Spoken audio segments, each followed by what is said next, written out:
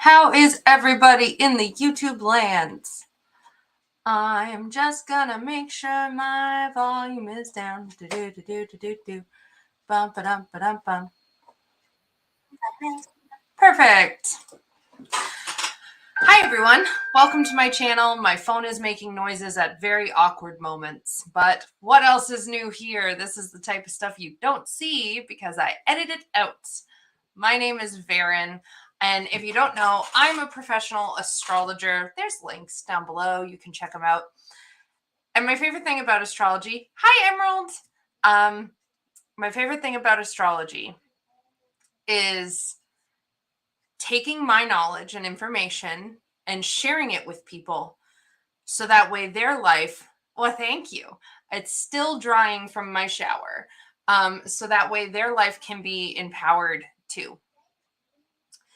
And oh boy, is there some spicy sky weather going on. If you didn't know, Mercury stationed retrograde yesterday, and it's going to be a doozy. And I really, really, really wanted to do like a PSA. Hello, Teresa, kind of. Let's go live and let's talk about it because oof. Oof. Oof, oof, oof. Just ouch. And I wanted to do this live because one, I wanted to be available to ask questions. Now, I'm not going to be answering questions that are like super specific to people's charts. I will like give some examples. But like if you ask me a very, very specific question, I won't be able to answer that.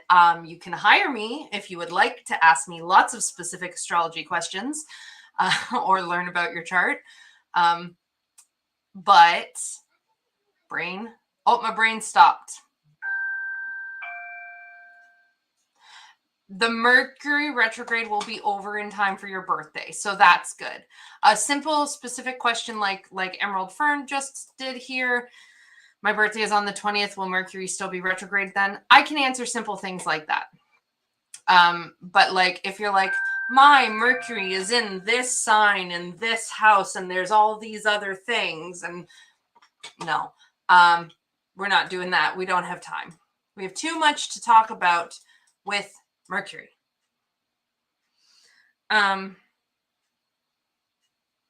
So let's start with some extremely important Mercury retrograde myth busting, we'll say. I did a video for my YouTube channel membership, which I do also have. And in my YouTube channel membership, in the Cosmic Coven tier, we talk about astrology a lot. Once a month, we do a live where we talk about the sun season. We just did ours for Taurus season last night, and I'm teaching astrology as best I can in that kind of a format. We do lots of astrology stuff. So if you like this, there's lots more ways and content you can find that involve me and my loud mouth talking astrology.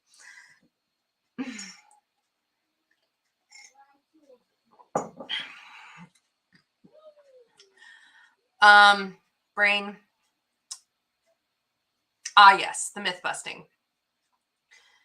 Because I'm talking about Mercury retrograde, I did a video for my members previously where I called it Mercury retrograde. It does not have to be a shit sandwich.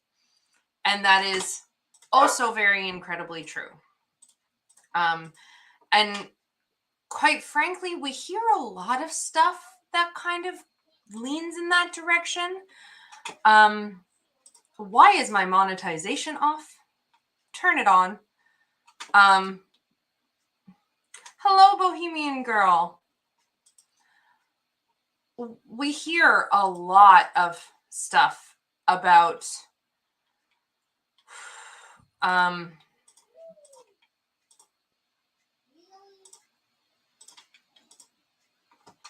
Mercury retrograde. Anytime you're in the, hey Jesse, the Mercury, or not Mercury, anytime you're in the like astrology witchy kind of community, you'll hear people be like, Mercury's going retrograde, and everyone will be like clutching their pearls like, oh no, the world is over. Blah. I am being slightly dramatic. slightly dramatic. Emerald Fern, that's a great question. I see it. I'm going to start. We'll come to that in just a couple minutes. There's the hardest thing about astrology, about teaching astrology, about when people talk about astrology in large general senses, is the fact that astrology is as complicated and nuanced and detailed as human life is. So when we talk about things in generic terms, we end up with stereotypes. We end up with misconceptions. We end up with things like, I don't know, everyone and their mother saying how they would never date a Scorpio because, oh my God. And all of this other stuff that just truly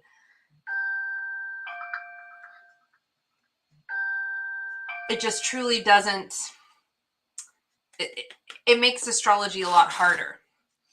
And so people have been talking generally about Mercury retrograde because, like, if you are an astrologer or you're trying to be an astrologer, etc., and you want to bring people in, people are really drawn to the very general content, right? But a lot of the nuance and the details get lost. So astrology, or not astrology, Mercury retrograde doesn't have to be a shit sandwich. This is the quote of the day, or at least for now. Mercury retrograde doesn't have to be a shit sandwich. Boom. There's myself. So with that, let's talk just in general about Mercury retrograde before we talk about this one, because while Mercury retrograde doesn't have to be a shit sandwich, this particular Mercury retrograde is going to be noteworthy, noticeable. We'll come to that. Not everyone notices Mercury retrograde, and no Mercury retrograde is going to feel exactly the same way.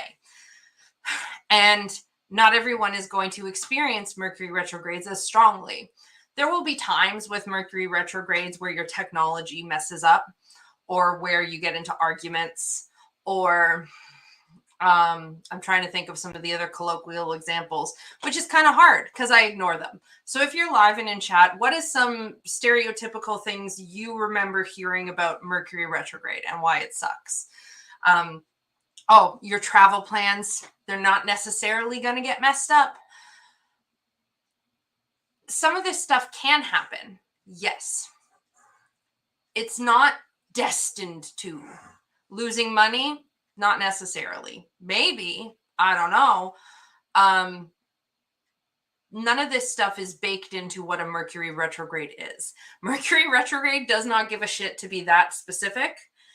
It's where these things come up is how Mercury interacts with your chart, your birth chart, while Mercury is moving in retrograde. So Mercury rules communication. It rules how we think. It rules travel, I believe, and technology. The two biggest ones is the way we think, the way we communicate. Those are the two biggest ones.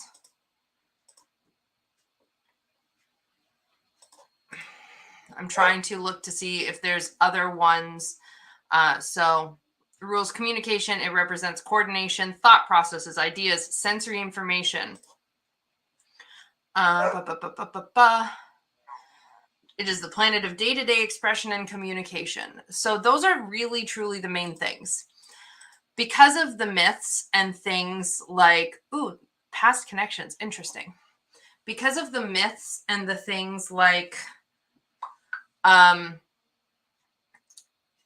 like Hermes. Hermes is associated with Mercury and the story of Mercury. Hermes is a messenger of the gods, right? So, and the fact that Mercury moves really fast is, I think, why sometimes it gets categorized as ruling also travel and brain.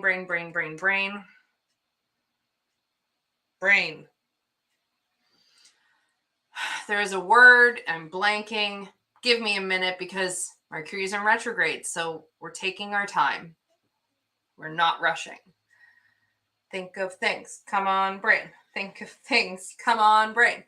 Or travel and technology. That's the other word. So,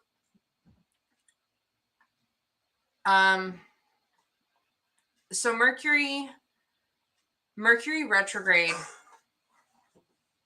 it doesn't automatically mean these things. And what it will mean for you each time will depend on your chart. So some people won't notice Mercury retrogrades. Some people will notice some Mercury retrogrades. Some people will notice all Mercury retrogrades. And there's different reasons for this. Number one, if you are a Virgo or a Gemini rising sign, you might notice, and you're more likely to notice Mercury retrogrades. And in fact, I, as an astrologer, would recommend that you follow Mercury's movements. If you enjoy astrology, of course, all of this I'm saying, if you enjoy astrology, I would recommend as a professional astrologer that Virgo risings and Gemini risings pay attention to Mercury's movements and pay attention to Mercury retrogrades, because there's a specific reason.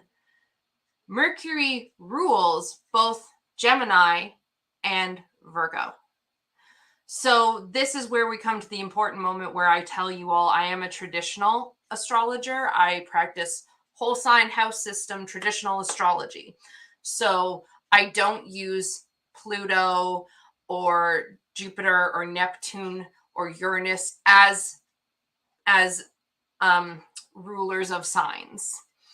I use Sun, Moon, Mercury, Venus, Mars, Jupiter, Saturn. 7 planets. The Sun and the Moon each rule one sign. Everyone else, every other planet, the other 5 planets rule 2 signs each. That's how I practice. So either way, though, traditional and modern astrology, Gemini and Virgo are both ruled by Mercury. And whichever planet rules your rising sign is your chart ruler. So if you've been here before and you've watched me yammer on as I play in my pretty journals, I often talk about the fact that the moon is my chart ruler. That's because I'm a Cancer rising sign. And Cancer is ruled by the moon. And when something's your rising sign, that means your first house is associated with that thing. And the first house is the house of identity, self, your like physicalness in the world. So kind of governs your entire life. So the ruler of your rising sign becomes your chart ruler. Following me? I hope so. So if your chart ruler is Mercury, you're probably going to feel Mercury retrogrades more, just generally, not necessarily in a bad way, but more than, say, me, who is a Cancer rising sign. I, as a Cancer rising sign, I feel the full moon and new moons more than some other people might, especially full moons, because I'm a Cancer rising sign. The moon is my chart ruler, and I was born under a full moon. Do you see where I'm going? The energy of some of the planets and some of these things that happen through our cosmic sky weather will be baked into your chart. Just taking a deep breath because I'm talking too fast. So whatever energy is baked into your chart, you're going to feel it more when that energy goes on through our sky. I'm going to pause because Mercury is in retrograde and I can feel in my body that I'm talking too fast. So I'm just going to pause for a minute and just take a couple deep breaths.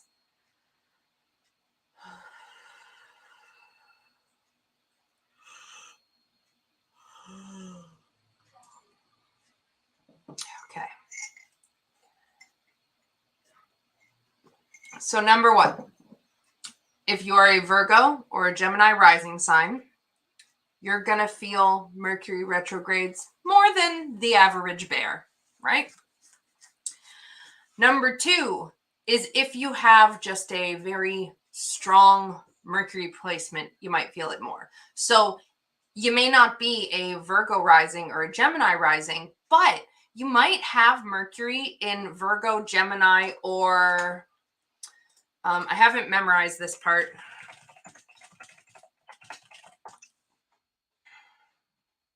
I haven't memorized the exaltation chart. It's one of the things I'm trying to work on. Like, I know it and I know how to work with it. I just haven't memorized it.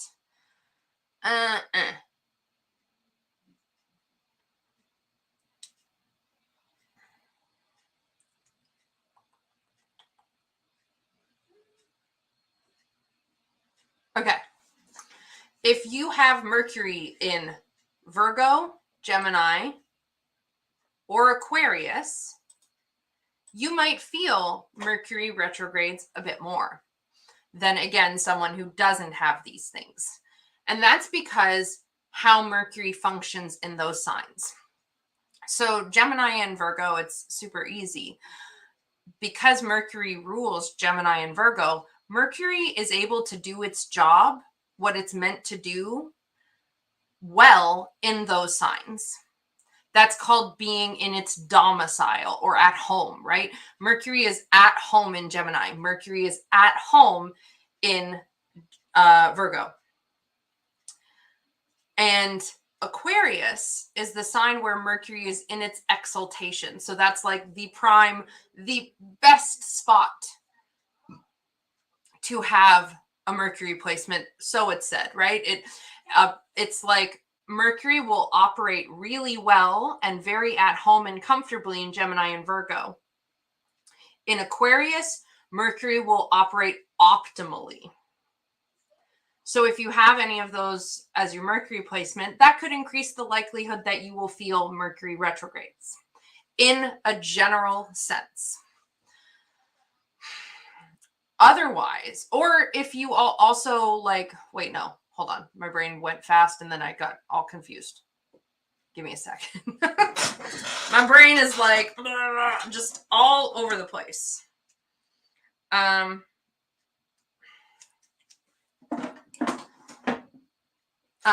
now all this information is based on what I have learned and understand so far about astrology. Astrology is a thing you never stop learning. So I reserve the right always to update, to add more things to this list. But so far, those are the things. Otherwise, a Mercury retrograde, and all the examples I can think of beyond that are just getting super duper specific and complicated. So there could be more things that just, like, if Mercury in some way stands out in your chart, then you might feel it a bit more. Otherwise, it depends on your chart and like where the Mercury retrograde is taking place. For example, there have been many Mercury retrogrades in my life that I didn't notice. I had no clue about it. I wasn't paying attention. They just went shoom right over my head. When I started learning astrology, there was a very significant time when I noticed Mercury and how it impacts me specifically. So for this, we need the context of my chart. My Mercury is hanging out in the 10th house in Aries. I talk very fast. Aries is very fast, very fiery. I'm very flamboyant with my words. So my Mercury is hanging out up there. So there was this one day, I started learning astrology and I was walking through life talking as per usual, when all of a sudden I noticed I started tripping over my tongue and I started getting very confused and having trouble communicating. Quite literally, I was having trouble communicating. And I had started learning, so I was like, I wonder if Mercury's doing something, because I knew Mercury is about communication. And I looked, and Mercury had literally just entered Libra. Libra is the sign that is opposite of Aries. So every time Mercury goes through Libra, I am experiencing, and other people who have Mercury in Aries are experiencing a Mercury opposition. And oppositions are hard. It brings tension and there are opportunities to learn and grow, but it brings tension and difficulty. And so because to put it in simple terms, my brain thinks like an Aries and speaks like an Aries. And so when and my Aries is up here. And so when Mercury goes around and it hits Libra, Mercury's down here saying, time to think like a Libra, time to speak like a Libra. And it causes me to trip on my tongue. So if a Mercury retrograde is making some kind of an interaction in your chart, then you will notice it more. Like every time there is a Mercury retrograde in Libra, oh man, I fucking hate it. It sucks. Do not recommend. 0 out of 10. But that's because for me personally, it's causing a very noticeable thing in my chart. Checking in with the chat. Are we understanding? How are we doing? I am paying attention, so if anyone has any questions, please feel free always to just pop them in the chart, and I can star them using the beautiful StreamYard software so I don't lose them.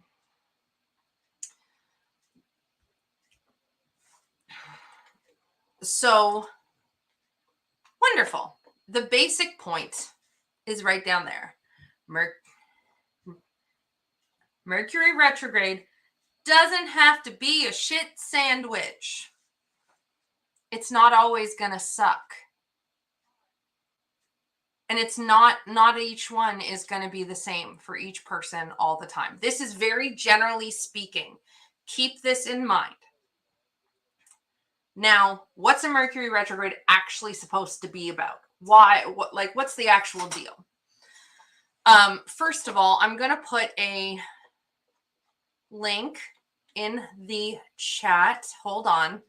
Let me pull it up from my astrologer. This is the astrologer that I pay money to go see. And they did a video a few years ago about a very brief overview of Mercury, of retrograde basics. I love this video. I've watched it a few times. I recommend this video. I also recommend my astrologer. She goes by Clear Moon, and her thing is Aligning Light Astrology. She's fabulous. I mean, of course, I do recommend me, but I'm not the be all and end all. And sometimes we have to shop around to find the right astrologer that fits for us. This is the astrologer. I've had at least 3 sessions with her in a year for various different things. She is who I will keep going to. Fabulous. Highly recommend. Retrogrades are about the reviewing, revisiting, revising. They're editing.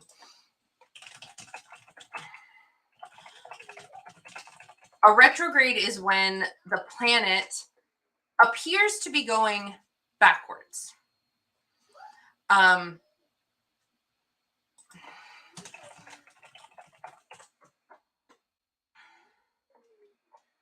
It appears to be going backwards based on us. Based on our perspective looking at it, it looks like it's going backwards. And because nope, sorry, my brain. So it's the re's. The re's for retrograde: review, revisit, revise. It's looking back on things. It's going backwards through. It's essentially so the planet's coming along and it hits a sign. It hits the sign here. And it's okay, we're going through the sign and the house that is associated with the sign. And we're doing our business. We're doing our Mercury thing, Jupiter thing, whatever planet it is. This applies to all retrogrades. We're doing our thing. We're moving through this area of life. because if you previously saw my Let's Talk About Astrology, the planets are like the basic building blocks. The planets are about what the energy is. The signs are how the energy is manifesting, and the houses are where the energy is manifesting. So the planet or planetary like body is coming along, and it's like, we're doing our thing. We're bringing this energy, and we're bringing this energy in this current way to this current area based on how the planets move through the sky. And it goes through, and then at some point it's like, oh, we've just done this work, but now it's time to look back on the work that's just been done and make sure we're not missing anything. Make sure we didn't mess anything up. Make sure we are okay with the steps we took. Make sure nothing fell through the cracks. It's reviewing. We are looking back over these themes, these stories, this work that has been coming up that is associated with said planet in whatever part of your chart it's in. Hopefully I'm explaining that well and that makes sense.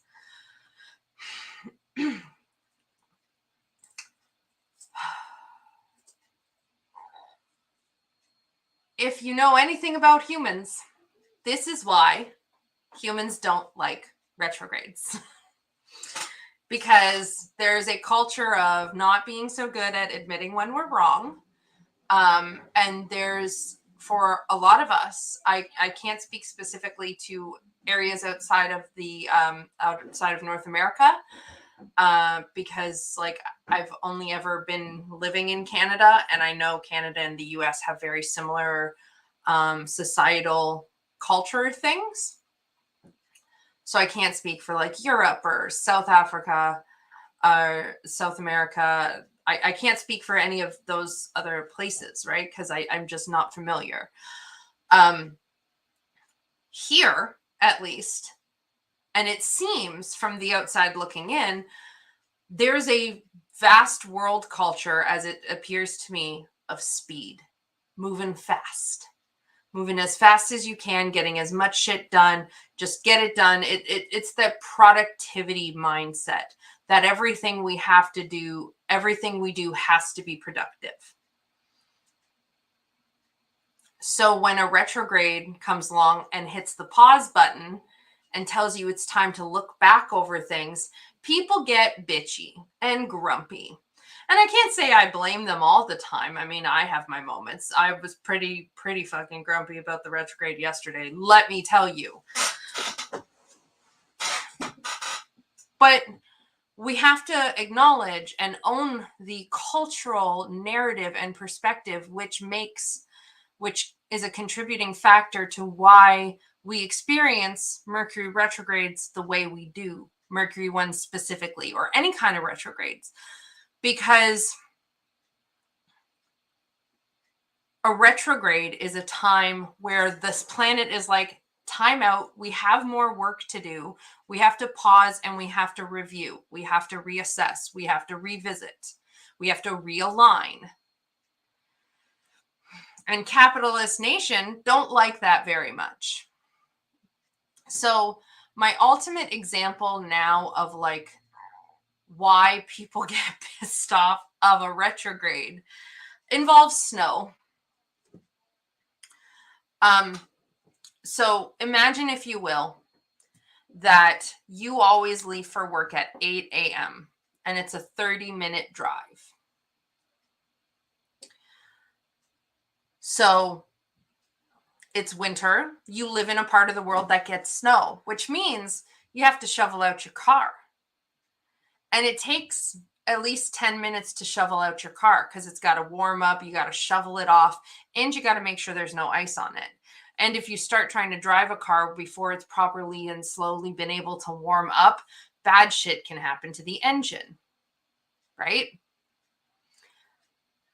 So imagine it's Monday morning, you're going to work and you look outside and you see that there's snow on your car. And you say, it's fine. And you go back inside. And then 8 o'clock rolls around and you say, okay, it's time to leave for work. This is the time when I always leave for work. So you go outside You spend 10 minutes shoveling out the snow. And then you start shoveling out the car, shoveling off the snow. And then you start driving.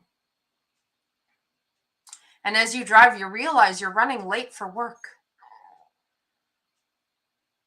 And of course, there's red lights, because there's always red lights when we're running late. Am I right? Murphy's Law likes to fuck us, you know. And then suddenly we're bitching because we're late for work, when a core reason why we're late is because we tried to cram 40 minutes of activity into 30 minutes of time. Mercury retrograde is the snow, is like, or just retrogrades in general. That's the snow. It's the, we need more time today. We need to slow this down, and we need to make sure we're taking our time so we can do this properly. So there's also the cultural factor that, and I'm not saying it's any individual person's fault. There's so much external pressure, and there's so much expectations put upon us about how we show up in the world. There's a lot of fear. There's a lot of things.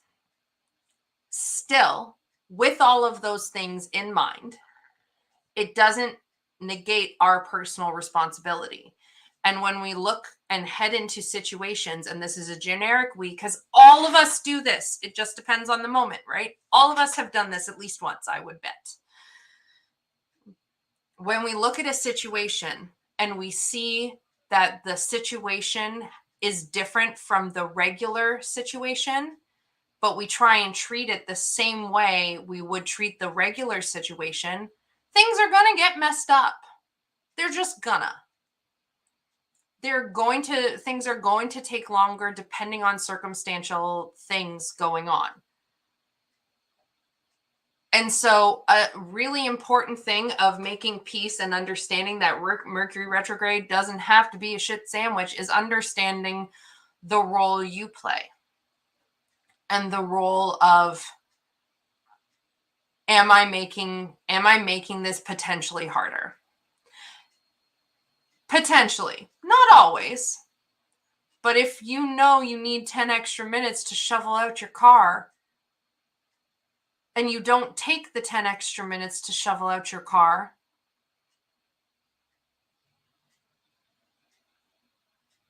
then whose responsibility is it that you didn't make it to work on time?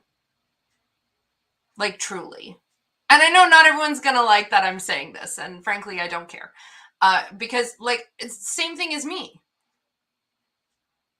Like, I have done this, not with shoveling out a car, but I have done this kind of shit where I have left. I have not started getting ready as early. I used to do this with taking my kiddo to school during the winter. I would be like, okay, I got to get him ready for school. And every time I tell him it's time to get ready, I do it at 8:10 a.m. Even though it's winter and he has a bunch more stuff to put on. And I know my kid, and I know that he's neurodivergent. He gets distracted. He needs extra time. And so I would be getting him ready for school, getting mad and getting impatient and getting anxious, because if you're not early, you're late, according to how I was raised. And one day I was just like, this is the stupidest shit I'm doing ever. Why am I not giving us more time to get ready in the winter? It doesn't take the same amount of time to get ready in the winter in Canada as it does in the summer. In the summer, all you need to do is put on your shoes and go outside. That takes a minute, max 5 minutes if my kid's very distractible that day, or very distracted, overwhelmed, or what have you that day. Getting winter stuff on him when he's distracted, that can take at least 10 minutes. So, like, no judgment. I do it all the fucking time. All the time. Or at least I used to. I'm trying to learn to not do it. So,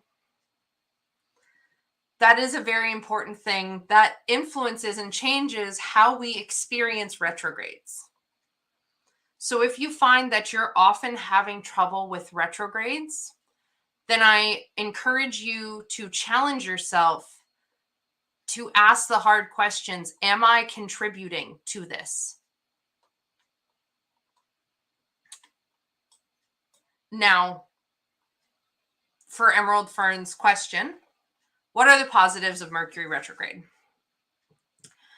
This is where we talk more about the fact of like Mercury retrograde, as I've said, it's the recycle. It's we review, we revisit, we revise, we edit.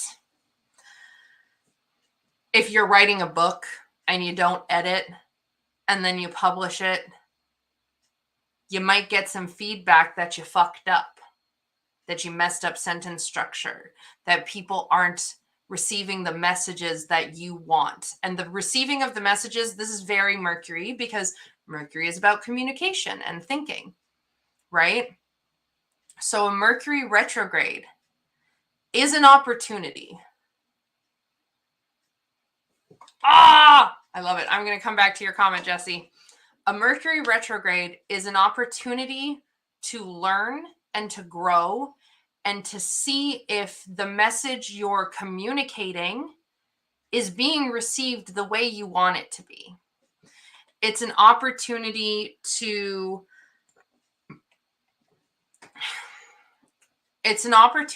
slow down and to see where you're at. And this is for all the retrogrades. Mercury specific, it's going to get more on the communication side of things.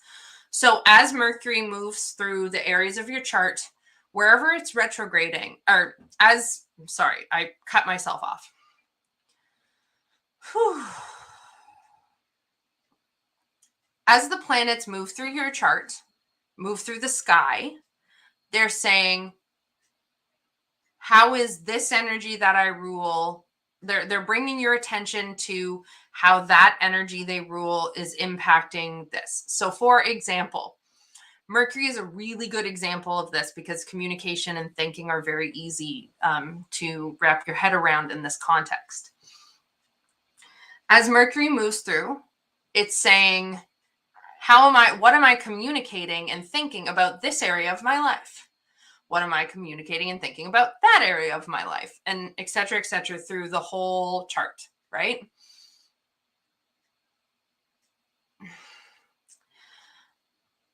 As the moon moves through the sky, it's saying, how am I feeling? What are my emotions, my feeling, and my intuition in this area of my life?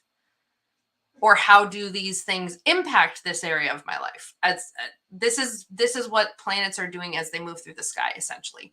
They're bringing our attention to the connection between the things they rule and the area of your life they are interacting with currently. So if you have Mercury retrograde right now, or Mercury just in general in moving through your 7th house, then it's bringing your attention to what are the thoughts and things I'm communicating in my relationships? How do I feel about the communication in my relationships? How am I communicating about my relationships, in my relationships, et cetera, because the 7th house is one-on-one relationships. So all throughout the year, by following the planets, any planet in general,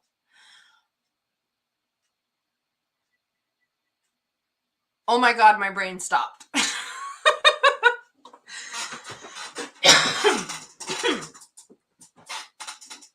By following the planets, any planet in general, it's saying, what's on my floor? It's saying you have the opportunity to check in with those themes in all the areas of your life, the themes of communication and thinking, for the example of Mercury, the themes of your identity with the sun, following the sun, themes of emotions, feelings, intuition with the moon as the moon moves through. So the positives of a Mercury retrograde is essentially kind of like the positives of shadow work. if we don't ever self-reflect and work on our personal growth and self-awareness, without putting any kind of prescriptions on what those things have to look like and have to be, if we never practice any self-reflection and self-awareness, we are literally never going to grow and evolve and change as human beings. That's why the people who tend to seemingly avoid self-reflection are people who tend to really hate change. Like, I mean, no one likes change all the time, but like, you'll notice there's a pattern between how much people hate change and how much people fight against their own self-reflection. So a Mercury retrograde, or just a retrograde in general, when there is a retrograde, there is the belief, because astrology has the belief that like we're learning lessons with these things. We're learning so we can grow and evolve, so we can move forward in our life. It doesn't necessarily mean this whole preordained, predestined path shenanigans, not necessarily, but we're moving forward, we're learning, we're growing, we're evolving, mentally, emotionally, spiritually, physically, blah, blah, blah, blah, right? The retrogrades is like those moments when a shadow pops up and the shadow says, hey, there's an issue here. Maybe we should look at this issue. So the positives of a Mercury retrograde is that you can learn a lot about yourself. It's also a really great way to practice astrological awareness. Mercury, like I said in that story earlier, Mercury's movement is how I first really started to understand and notice how I am personally impacted by the planets moving through the sky. The moon was the second one for me.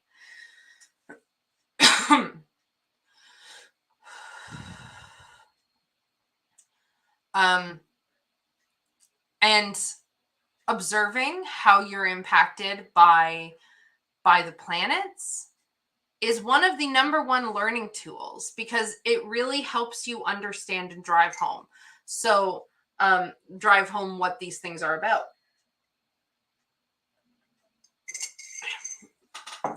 So positive Mercury retrograde, it can help you learn. Oh, that's super cool, Jesse.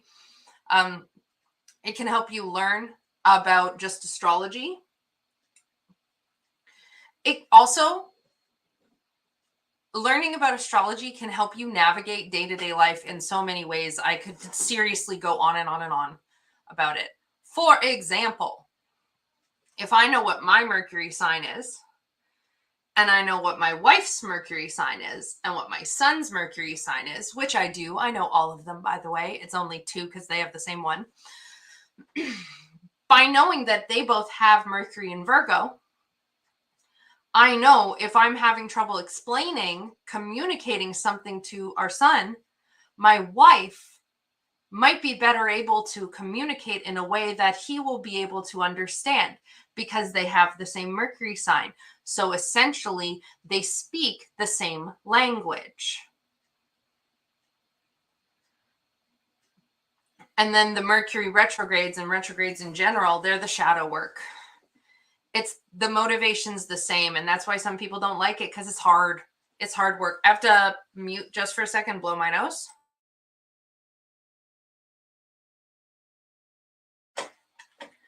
So the positives is, if you work with Mercury retrogrades or any retrogrades, then you have opportunities to learn more about yourself and to be an active participant in life. That's how it really feels to me. Because it's one thing to just ignorantly walk through life being like, this is happening, and just kind of letting it happen. It's another thing to have those moments where we pause and we reflect. And even if we choose, yeah, I am okay with how this is going, and I'm going to keep going in the same direction, then we've actively made the choice. It's an active participation, right? Like if you notice that you're communicating and it's coming across in a certain way, then you have the opportunity and the choice to say, do I like how the way my communicating is being received? Yes or no. Or maybe, or I'm unsure. If yes, then you are actively choosing to carry forward with how things are going. And then you can set boundaries and such for yourself, right? If you say no, then it's okay, now I'm doing the work to address this, to change it. I'm actively choosing how I'm participating in life. I'm not just walking through life being like, this is who I am, and never examining stuff. If the answer is, I don't know, or I'm unsure, or maybe, then it's, well, now I can actively choose to talk about this more, to learn more and understand more about how I'm being received, so I can determine if I like it or I don't. Does that make sense, Emerald?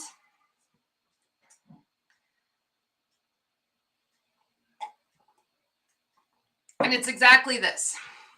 And truly, this is true of all astrology stuff.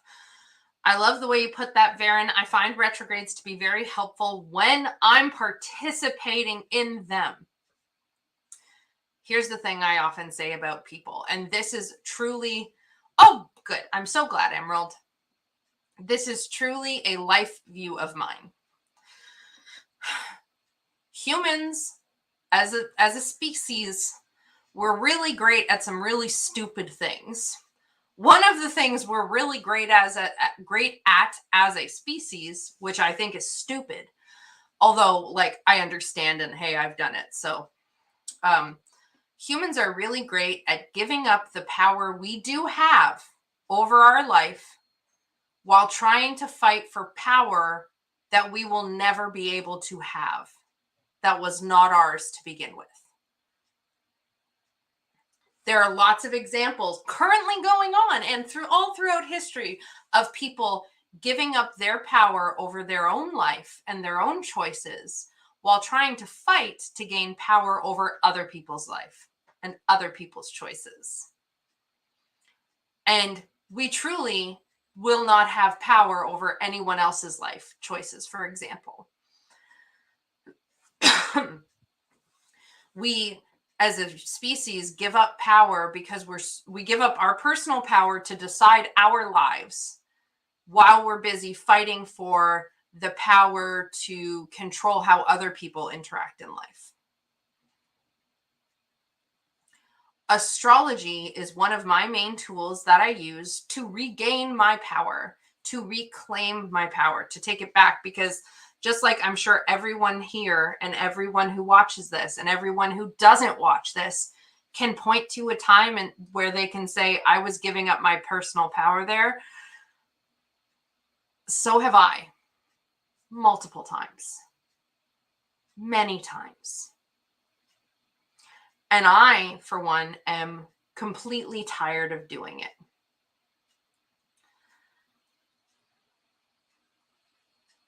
Actively participating in retrogrades is an amazing tool of personal growth and shadow work and development. Jesse also said they noticed dreams can also tell them a lot during retrogrades about what needs to be revisited. That's heckin' interesting. Is your Mercury by any chance in Pisces?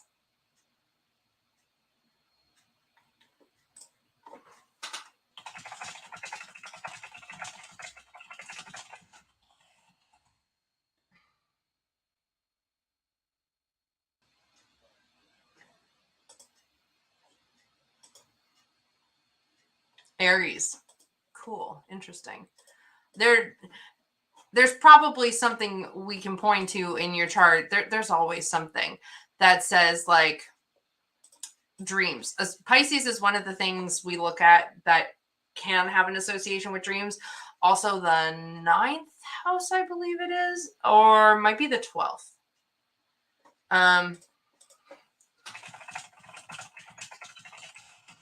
Can't remember if it's 9th or 12th. I'm checking. 12th house. if you're, I can tell you, Emerald. Would you like me to tell you? I have your chart. I have everybody's chart. Okay, I don't actually have everybody's chart. But if you hang out with me and chat with me enough, chances are I'm going to ask you for your chart. Okay, Emerald. Emerald, let me know if you want me to tell you either here or I can tell you later. Or just like I can send you a DM. And your Mercury is in Taurus, where Mercury is currently retrograde. You're welcome. Don't hate me. It's not my fault. So, Emeralds, that's the other example. Emeralds is going to be feeling this specific Mercury retrograde more than some of the rest of us might, because their Mercury is in Taurus, and the Mercury retrograde currently going on is in Taurus. That's the other example I forgot.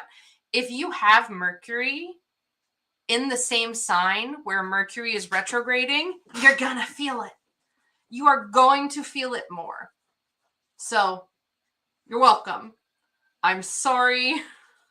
If anyone ever needs specific insight into Mercury and how to get through things, like I said, I'm hireable. So,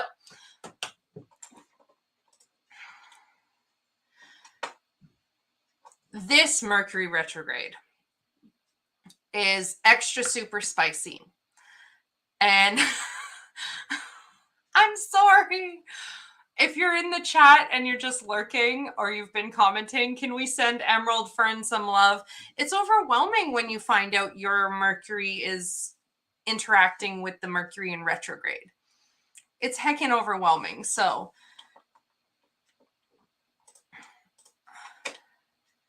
send Emerald Fern some love. Astrology love. Okay. So this Mercury retrograde is truly a extremely unique, one-of-a-kind thing. Before I get into that, because we've been live almost an hour, while hopefully some more folks send Emerald Fern some love, I'm going to quickly run to the washroom. So I will be right back. I'm going to mute.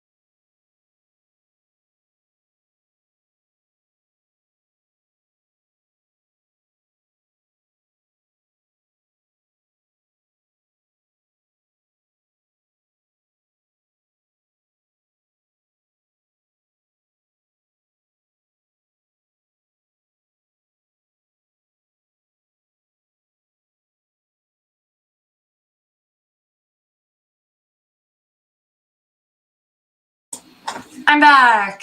If anyone had looked down and then they suddenly hear my voice, I'm sorry for scaring you. Did I just drop something?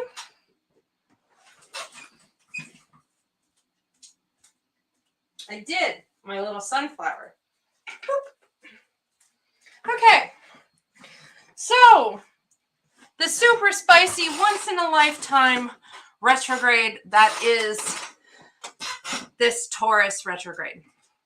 So first, this retrograde started yesterday. Let me get the exact timing. The Mercury stationed retrograde in Taurus at 4:34 a.m. Eastern time yesterday. It will be in retrograde until May 14th. On May 14th at 11:16 p.m., also Eastern time, Mercury stations direct. And I saw somewhere, let me confirm the date, because this is another more like advancement on working with retrogrades that I'm still comprehending and conceptualizing and integrating. There's also something you might hear about called Mercury in its shadow. And it's pre-retrograde shadow.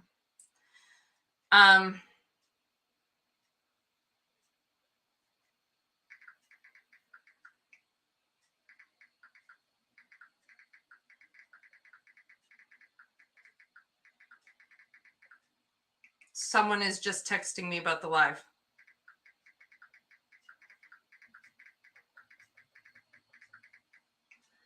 One second.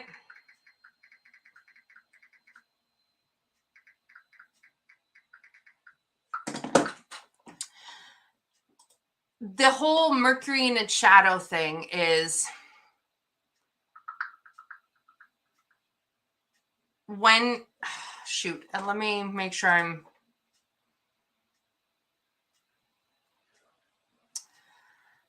you know what, I truly don't understand of Mercury retrograde shadow.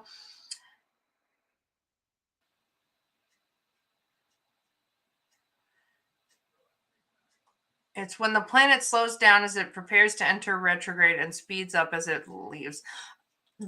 There's an extra Mercury aspect or like retrograde aspect in the shadows. I don't understand that yet. So I'm not even going to try and explain. You can Google it and see if you can figure it out. One day I will know and I will share. But the idea of it, the basic idea of it is that even though the retrograde, hey Steph, even though the retrograde will be over officially on like May 14th, we might still feel echoes of it, kind of a thing, until it's out of its shadow period. That's all I can say about it. Because that's all I understand.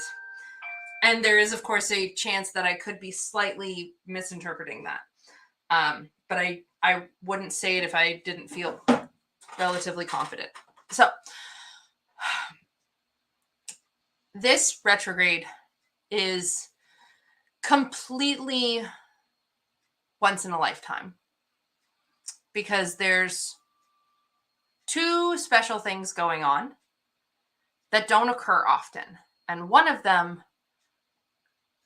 we're just simply never going to experience again unless our life expectancy as humans suddenly like balloons and grows rapidly, or technology takes off, or unless like there are some children being born now who might experience it again. If you're 10, you might experience certain things again. Here in my chat, I'm pretty sure we're all grown-ups. And that is because of a couple things, which we're going to get to. How heavily do you think this retrograde affects people with Taurus suns? So the thing is, let me show you my chart. I always have my chart. That's Emerald Fern's chart. So before I screen share, let me get mine. I'm happy to share what my chart looks like. Live with the interwebs, and other astrologers could be looking at it and be like, but I don't give a shit. So any other astrologers worth their salt will see me, and in my opinion will be able to tell certain things in my chart. So I don't care. So share screen. Bloop. Clicking buttons. Give me a minute. There I am. There's my chart. Close the ads because they're so stupid. I'm going to close your question for a second so we can see this. There we go. Okay.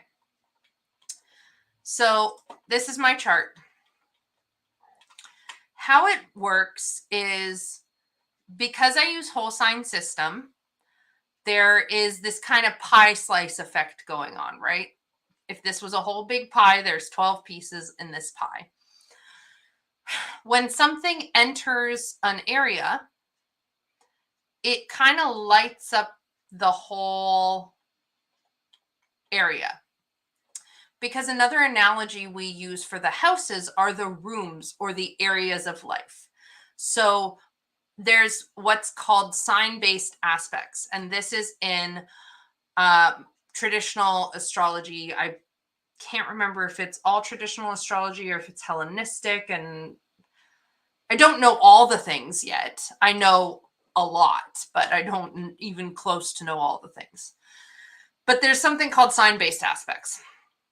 So this little thing, the one that kind of looks like a boob, the glyph here of the sun, that's the sun, and it's in Taurus. As soon as it entered Taurus, by sign, the sun was conjunct my Venus. That's what this is.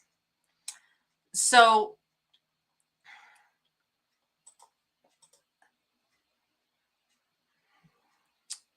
it's essentially like walking into a room.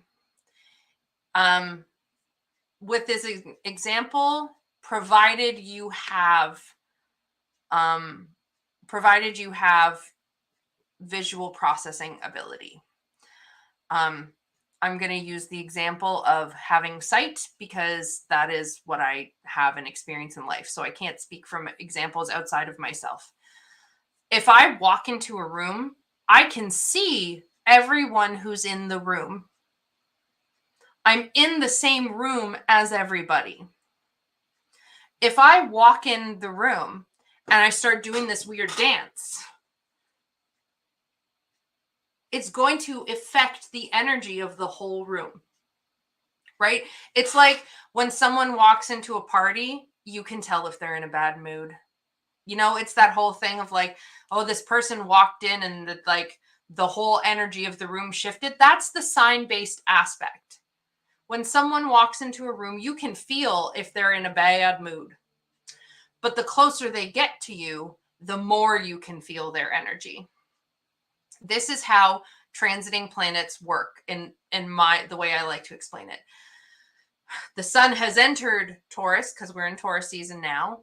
So the sun's energy is lighting up the Taurus parts of everyone's charts.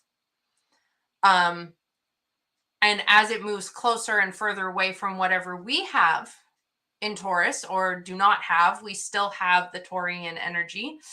We're going to feel it more or less. Does that make sense? You're following me so far, Jesse?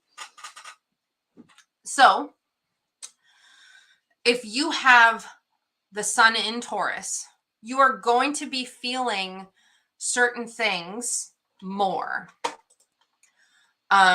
You're going to be feeling, and because the sun represents our identity as one of the key words, and Mercury is about how we think and communicate, you might be thinking and communicating differently about your identity, or the thinking about your identity and how you're perceived in the world and all of these things. That stuff is going to come up. So this particular retrograde is going to affect everyone much more heavily than the last time we had Mercury retrograde in Taurus.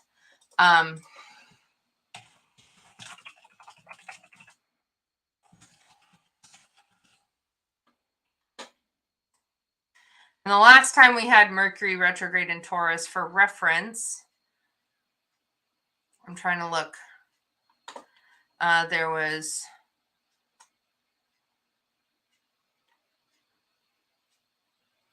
We haven't had a Mercury retrograde in Taurus since 2017.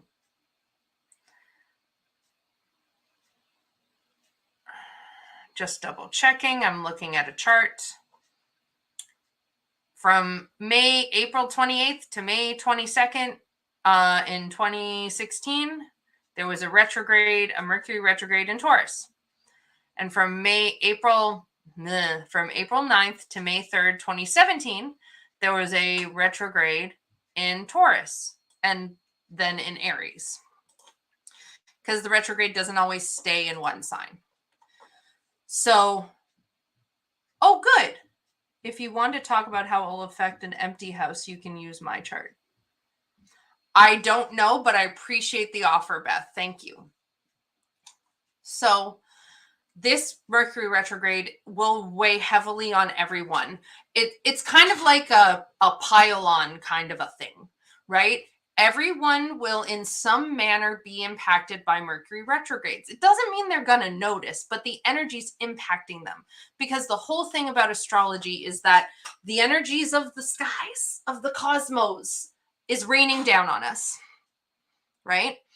We're all going to feel in some manner the Mercury retrogrades and Mercury in general.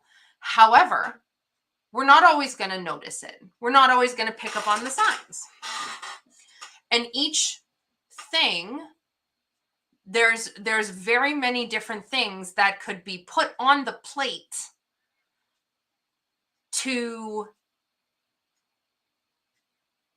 increase our experience of Mercury retrogrades or of whatever planetary thing it is. Right? Like, I'm trying to think if there's a better example. Oh, the air. The air is a great example. Everyone is experiencing air all the time, because if we didn't, we would be dead, because we need air to breathe.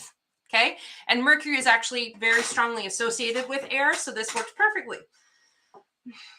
Right now, I am inside. I can't notice the air very much. If I go like this, I can start to feel it. But if I just sit still here, the only way I'm going to notice the air is if I'm paying attention to my breathing. And because breathing is so innate, that's something that I often forget to pay attention to. So then I have to slow myself down and make myself take deep breaths. And yes, by the way, this is exactly the kind of style of language I use when teaching any people their charts. So, and no, by the way, if you're watching this on playback or in the thing, I will not apologize for my shameless self-promo, because when you work for yourself, if you don't promote yourself, you're fucked. So, and that's not the way I want to be fucked. So I'm not going to go there. I'm feeling spicy. So I don't notice the air when I'm inside, unless I choose to meditate or observe Mercury. Then I notice the air more, right? If I go outside, I'm going to notice the air more than sitting down inside. When I get up and run through my house, I'm going to feel the air more. If there's a breeze, oh, there's more air. It's more in my awareness. I can't ignore it. If there's a breeze and it's moving trees, I'm definitely going to notice that. If there's a tornado, ain't no escaping that bitch. I'm going to know about it. So it's like that. And I know a tornado is like a scary example, and I'm really quite like, the point is, we're always going to be feeling it in some way. It's always interacting with us in some way. It's different environmental and chart-based circumstances that change the impact. Does that make sense? So And this one's a heavy one. This one's hard. I don't like doing this. I don't like being the one to say, buckle up, it's Mercury retrograde. But this one we need to know about because it's not going to be easy. So back to that, why it's not going to be easy. Well, it's because there are two things currently in Uranus, or no, I gave it away. Way to bury the lead, Veryn. Good job. Give myself a pat on the back. There's two things currently in Taurus that aren't in Taurus often. One is the North Node. The North Node and it connects to the South Node. They go together. You don't really talk about one separately of the other. At least I don't. They have an 18-year cycle. So the North Node hasn't been in Taurus for 18 years. The North Node, Taurus dates, let me just get those for you. So the North Node entered Taurus for the first time so the last time the North Node was in Taurus was April 15th, 2003 to December 26th, 2004. It entered Taurus this time, January 19th, 2022, and is staying here until July 17th, 2023. This changes the spicy sky weather because there's more things naturally going on. It's like going back to the weather conditions. It's essentially like using the wind. It's like there are more dead branches, or there are more dying and dead trees than there usually are in this area. So when the breeze picks up, there's more that happens.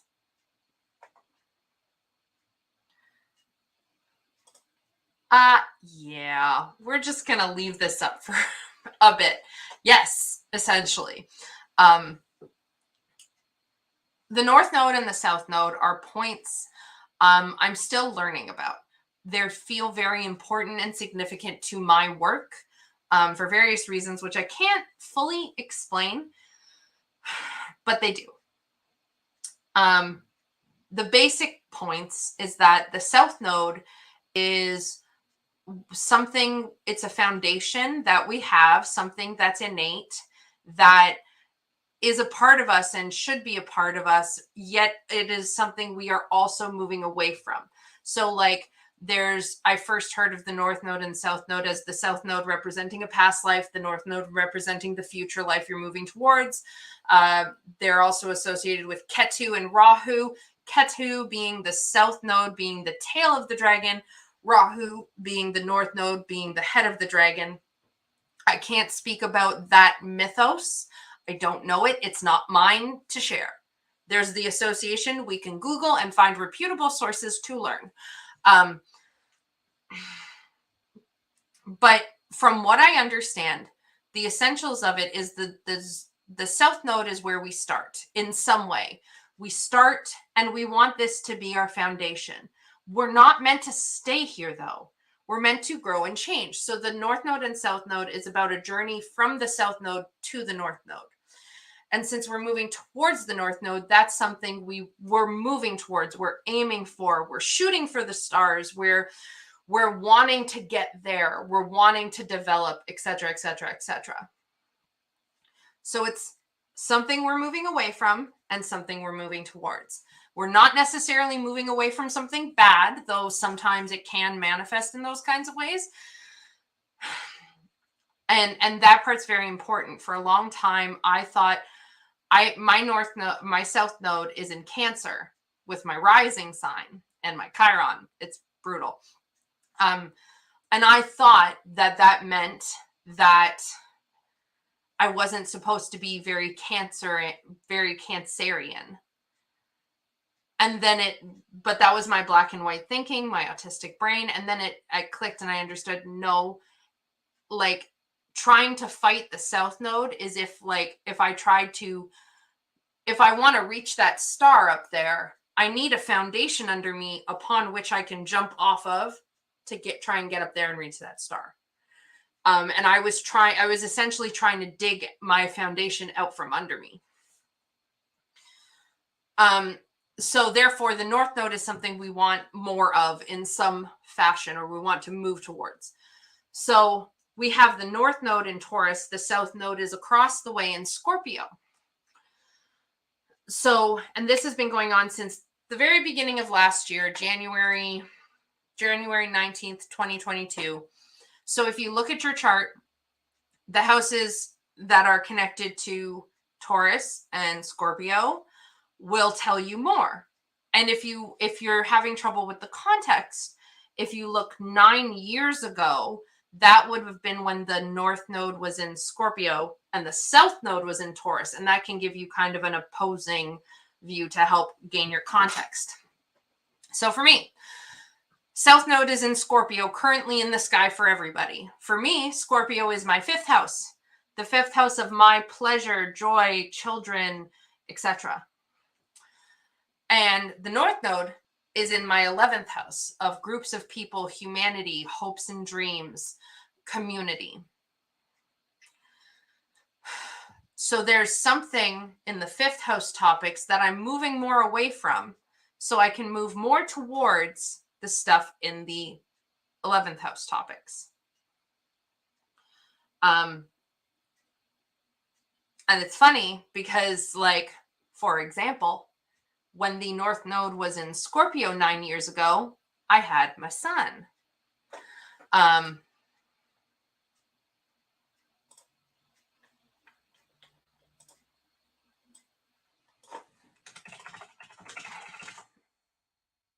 The North Node was in Scorpio, or just after, or I was pregnant with my son. The North Node was in Scorpio August 30th, 2012 to February 18th, 2014. My son was born. Oh, hey, Danielle. Hey, Danny. Yes. You and my son are both probably going to go through it pretty rough. So I wish us all strength, because my son also is 1,000 Virgo.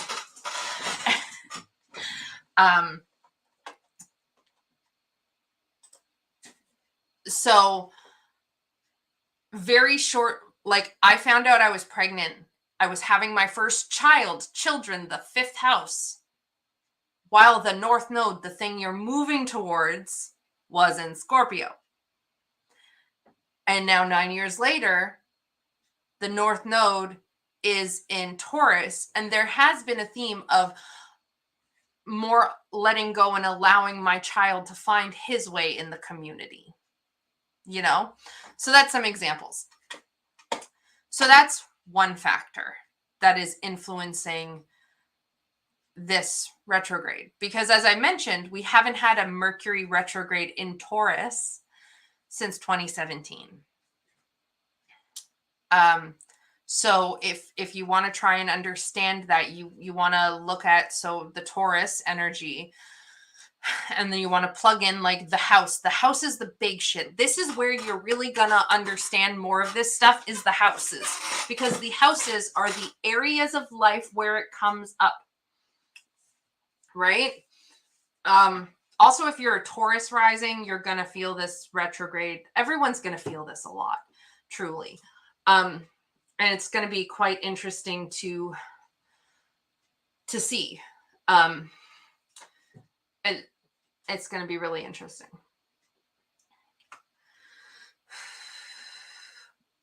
So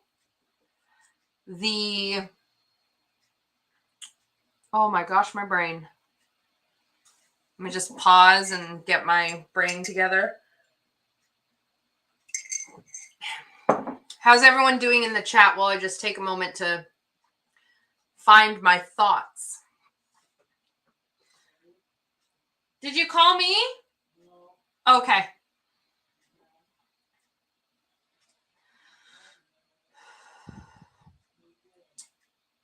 So the house is truly where you're going to get a lot of the details that really help bring this stuff home.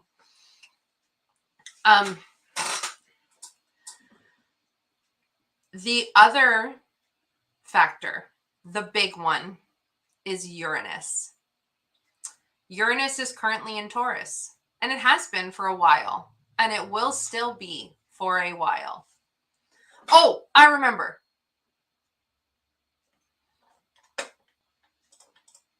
No. I honestly feel excited about this, and what change it will bring. Is that weird? No. We all have moments.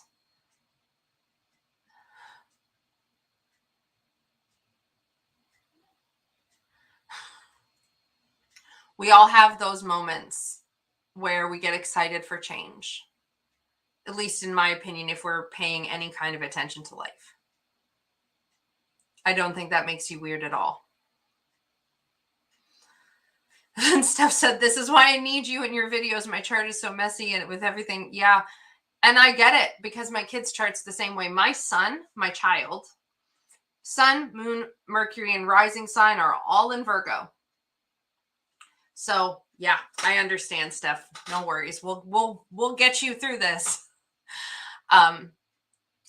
Go check out Steph's channel if you like any journaling stuff, because she's awesome. Love Steph. Whoops. Good. So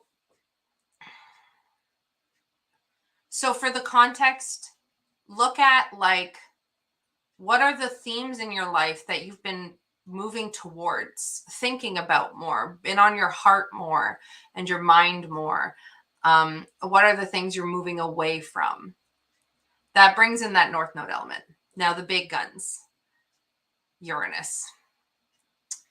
If you speak tarot, Uranus is associated with the Fool. And in my opinion, this is my opinion, this is not an official association, I also associate Uranus with the Tower. Now I know that Mars is the planet technically associated with the Tower, and I get that, I do.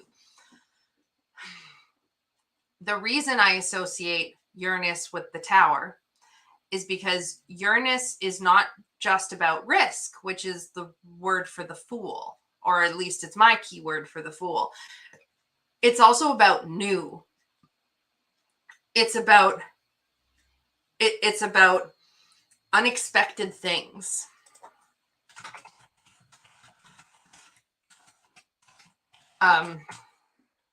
Uranus to me is like the slogan that went with the Big Brother show. Like, expect the unexpected. You never know exactly what you're going to get. Life is like a box of chocolates. You never know what you're going to get. And that's true in the Fool and also in the Tower. The Fool and the Tower can be incredibly connected. And so while the essential energy of Uranus is the Fool, is the idea that we're off on an adventure. We don't necessarily know where we're going because maybe we can't see where we're going, or maybe we're not caring to look where we're going. We're just charging ahead.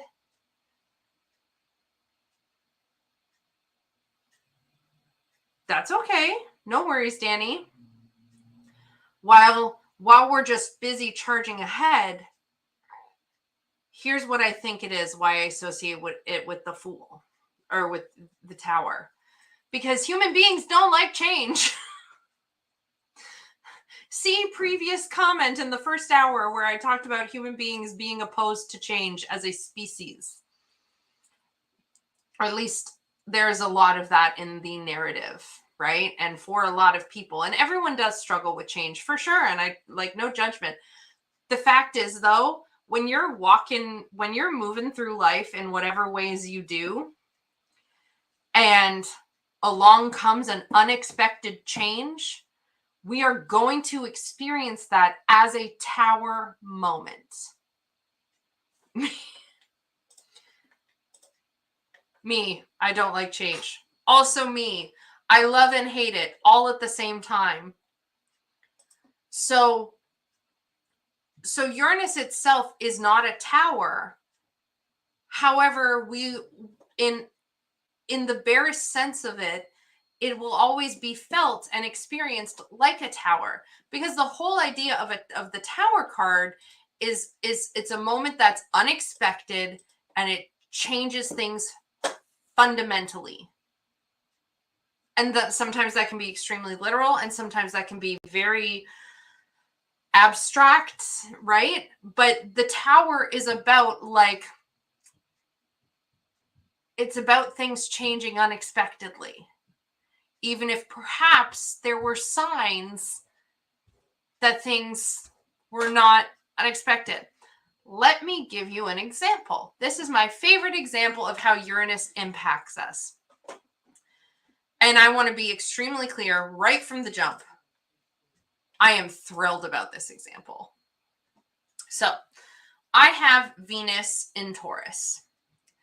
One of the things that Venus rules, or two of the things that Venus rules, is love and sex, romance, those kinds of things. Think of Aphrodite, think of the goddess Venus, think of their stories. Some of the things Venus rules: aesthetics, love, sex, romance, creativity, etc., etc., etc.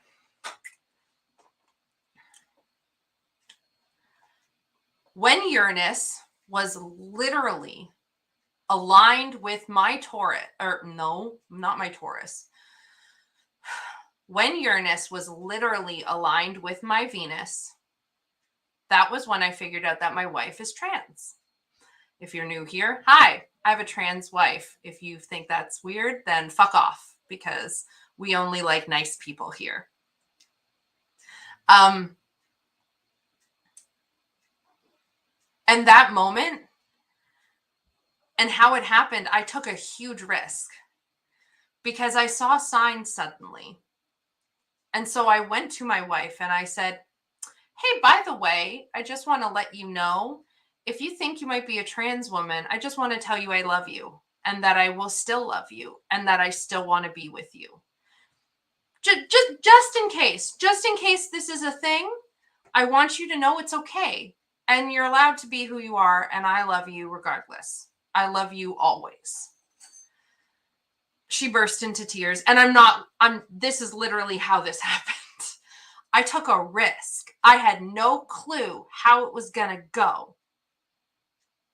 But I jumped right the fuck off that cliff. And I would do it again in a fucking heartbeat. Best thing I've ever done. Except for like marrying her at first. Best thing I ever did was this moment. Jumped right the hell off that cliff. Not knowing where I was going to land, but knowing I had to make the jump. And wouldn't you know it, I was right. And she burst into tears. And because I was right, when I landed on that, at the bottom of that cliff, I looked up and I could see that the mountain was falling anyways. That cliff I jumped off of had cracks running all the way through it. And it was going to come down eventually, getting into that more tower. And even though I was incredibly thrilled with how it went, it changed the entire foundation and all the fundamental things of how I understood my relationship with my wife. I went from having what I thought was a husband to having what was always actually a wife. And so it literally shifted and changed everything. The tower was completely knocked down and we were just starting from scratch, seeing where they took us.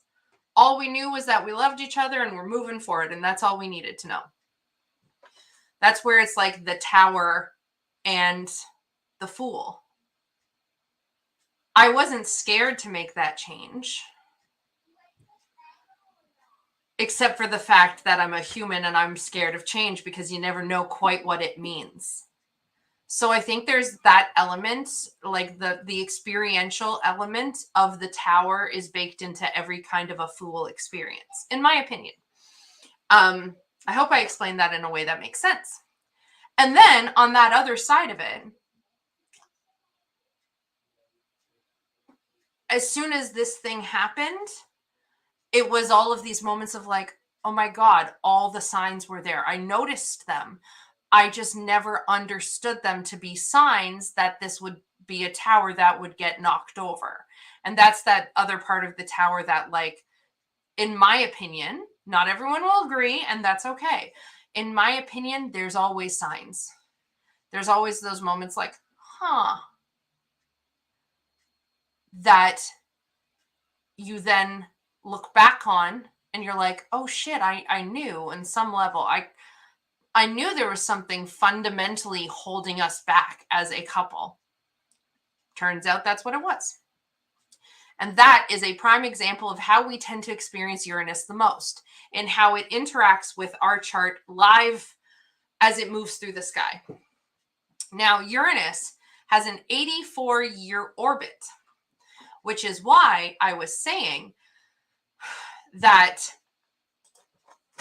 most of us who see this video, at least in the time limit that it's applicable, we're never going to experience another Mercury retrograde quite like this again. Because right now, this is the first and only Mercury retrograde that is going to go on while Uranus is in Taurus. I am not 84.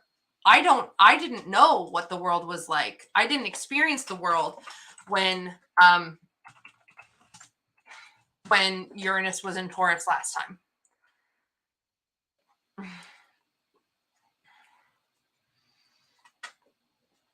And I checked when I did this. This is the only Mercury retrograde. Again, I'm just repeating it. The only Mercury retrograde that will happen and that has happened while Uranus is in Taurus. And that makes this a completely unique, one-of-a-kind scenario. To put it further into perspective, the last time that Mercury,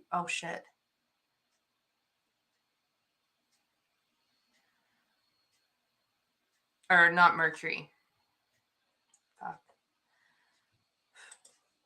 The last time that Uranus was in Taurus, yes, pivotal moment, 100%.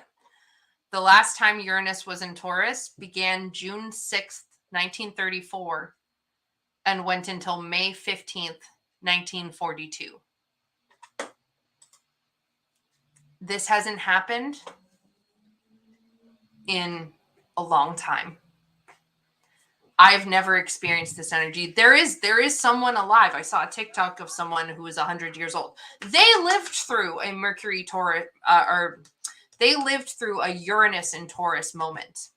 I don't know about the Mercury retrograde, but they lived through a Uranus in Taurus moment. I haven't. I'm 32. And I'm betting no one else watching this has lived through a Uranus in Taurus. So this is where we get into the kind of tornado. I just want to hold this in silence for a minute because, not silence, I suppose, but I want to hold space for this comment in a minute because there's some really absolutely abhorrent, devastating, terrifying shit going on in the world. It's not just in the US, it's in the world. And this Uranus in Taurus impacts the whole world. Everything that goes through the sky weather impacts the whole world. So, and I have a trans wife and I'm non-binary. So don't panic. I haven't changed my pronouns officially. I'm in the phase where I don't want to make a big deal of anything. I'm scared and still figuring it out. So don't panic if you're hearing me say this for the first time and you're like, oh no, I've been referring to her as her. Don't worry. No big deal. Just the Great Depression and World War II.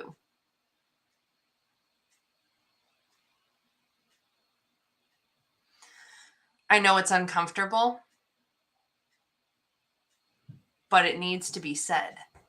Thank you, Steph. I really appreciate that you went there because if we don't talk about shit,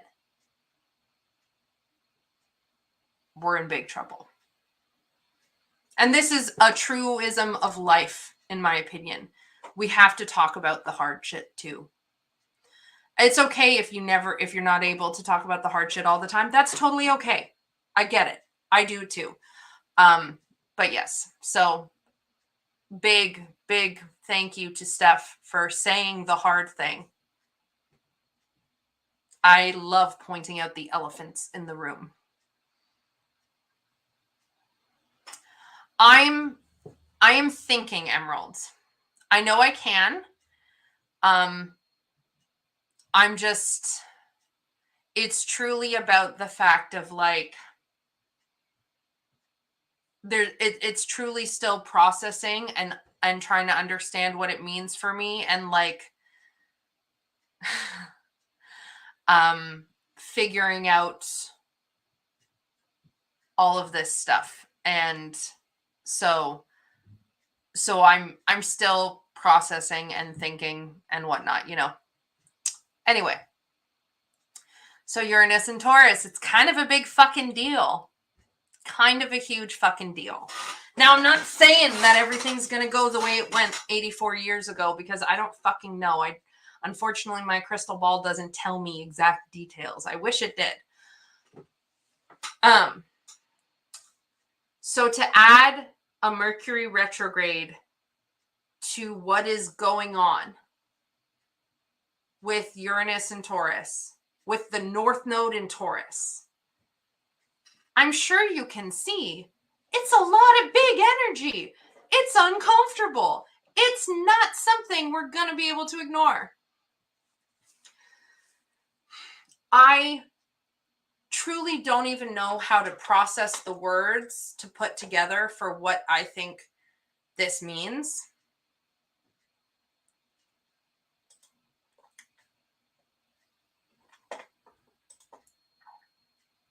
It means big stuff.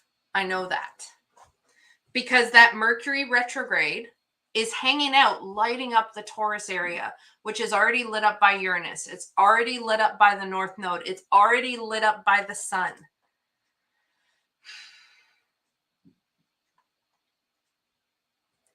It's a lot. It's a lot of cosmic energy. So I really wanted to come and be live and tell y'all, so that way, hopefully, we don't feel like we're all going bonkers. And so that way, hopefully, we don't feel like we're alone. And so that way, I can give you my professional, personal, astrological advice of how to help you get the fuck through this without losing all of your hair or some other, I can't think of a good metaphor. The best way to get ourselves through this as much in one piece as possible. Because like yesterday, show of hands or emojis or whatever, who all felt the weird energy yesterday? I did. My day was shit. From the moment I woke up, I was very apparently aware of this shenanigans. Even though I already knew Mercury retrograde was coming, it showed up, and it showed up with a bang. Anyone else? Jessie did. Beth did.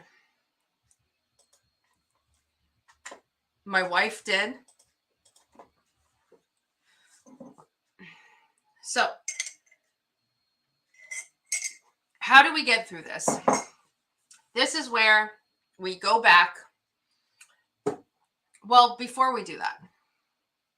Oh, the question was just, Steph, how many people felt the energy drastically being different yesterday, as of yesterday? Because even the day before too, because there was that weird new moon, too late bonkers. Well, yeah, I mean, I'm already bonkers too. So, you know, yeah, I know you did. But that was the question. The question was, how many people felt it? I did. Mercury retrograde showed up with a bang. I've never felt a Mercury retrograde shenanigan sandwich bullshit as I did yesterday. Never. I'm still pissed off about yesterday. It was a whole thing. So the first step to helping us get through it is knowing that you're not alone.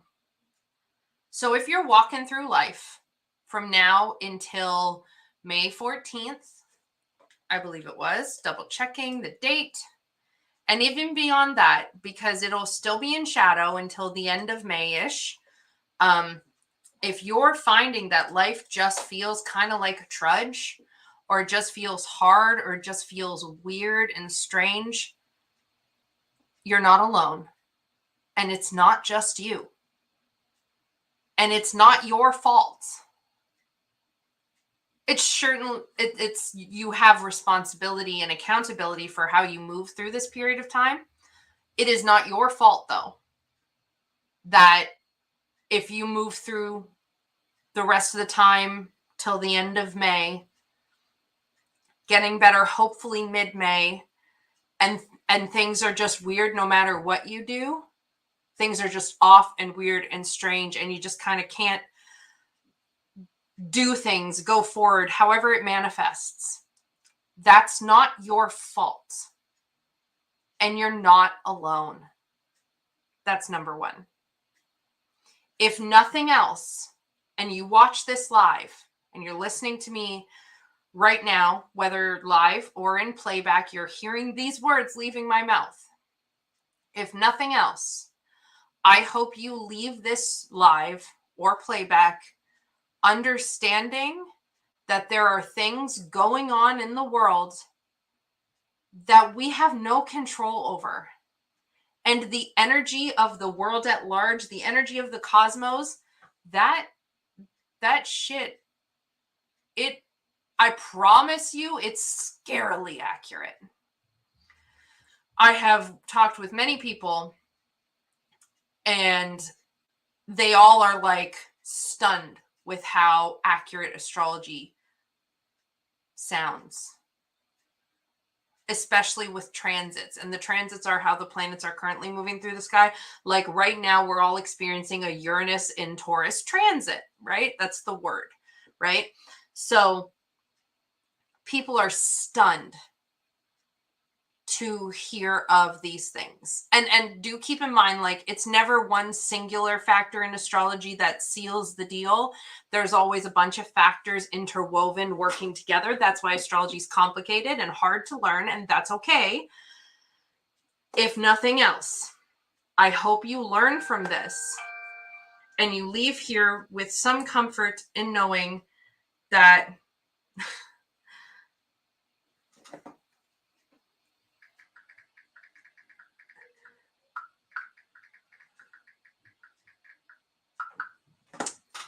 some comfort in knowing that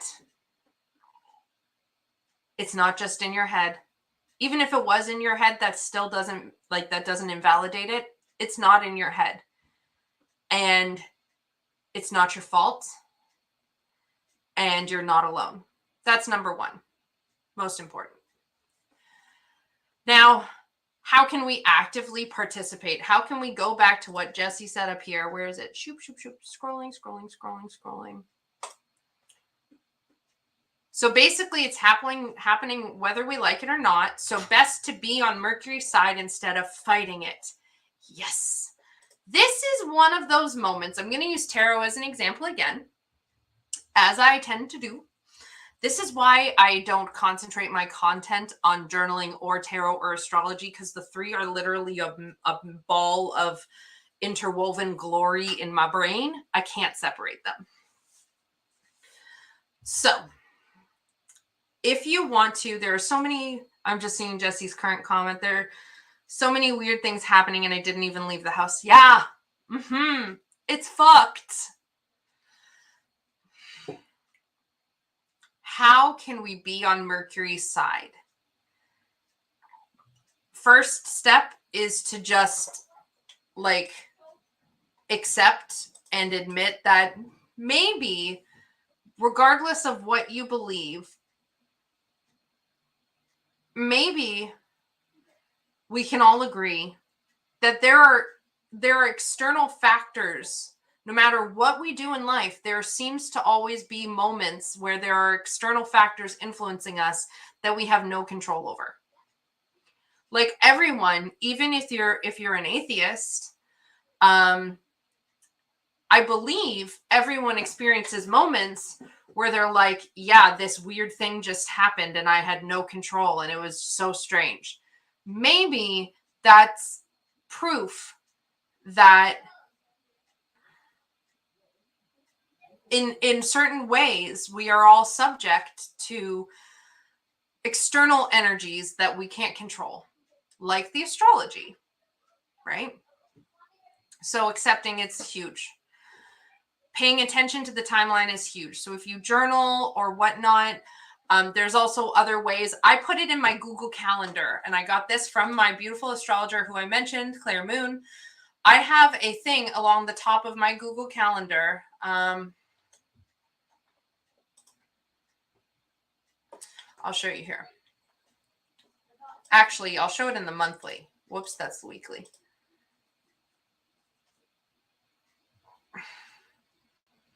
Hold on, my thing's refreshing.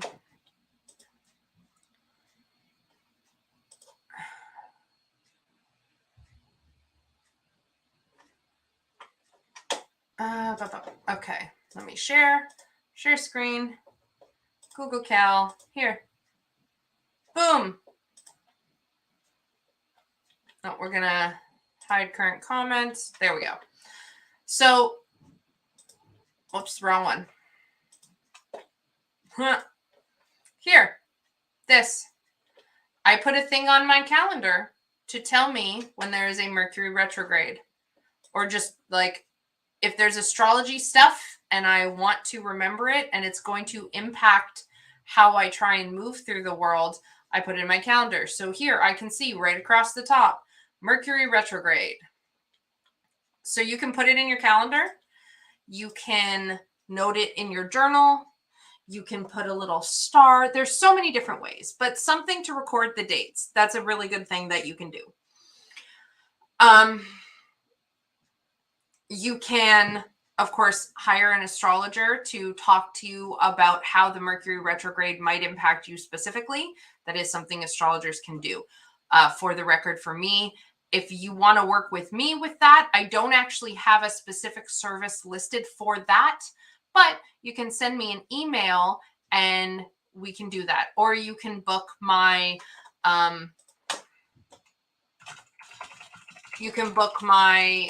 Learn Your Astrology session. It's a 2-hour session, and just put in the note when you're doing the form that you want to talk about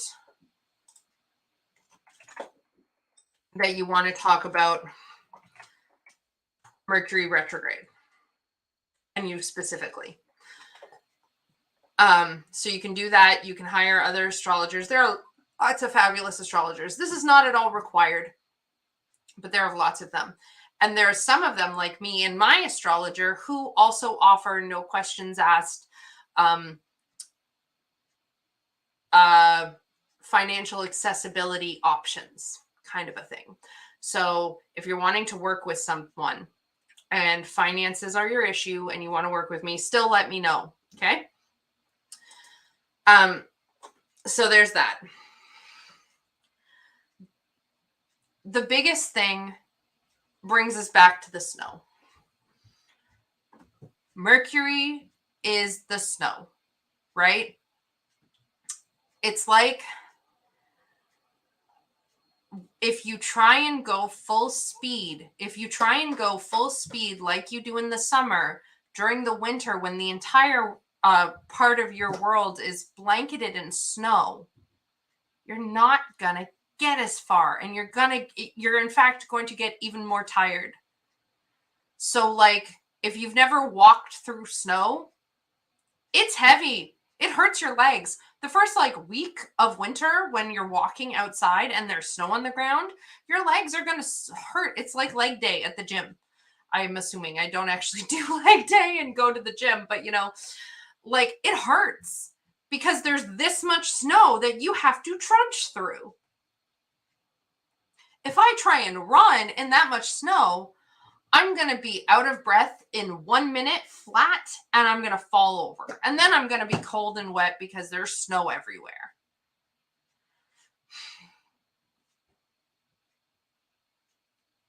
The biggest thing with Mercury retrograde at all, with any retrogrades, especially Mercury, is to pace yourself for where you are now, not for where you were or where you have been. And for this retrograde, this is my big advice. That means daily. That means moment to moment to moment, but at least every day. Set your pace for the day based on where you are and how you feel when you wake up. I know that that is a lot of, it's big advice, and there's a lot of privilege in that advice. Not everyone works from home. I do believe that there's always something we can do to shift things.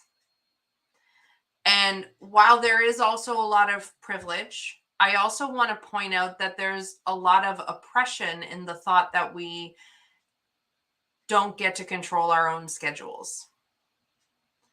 Because that's how we end up worn down and burnt out and worked to death and all of these things. Because we're taught for our whole lives that, well, you don't get a say at work. You just have to do what you're told. When we know that that's not actually true. You have to be willing to accept the consequences of what you're told, or of if you choose not to do what you're told. But it's not actually true that you don't have any say in how you show up at work. And if we want the world to change, and if we want the narrative around people in the world and how people are supposed to show up in the world, we have to be a part of that change, right?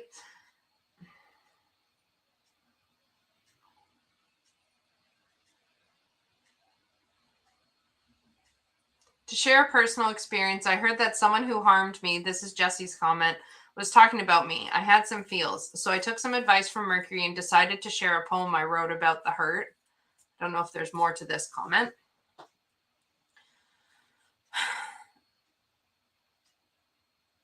The sad truth is that our world takes advantage of the people who truly don't feel like they can stand up and say, no, I can't work today, I'm sick, or whatever it is. The way our society is built, it takes advantage of people who don't feel safe to make their life work for them.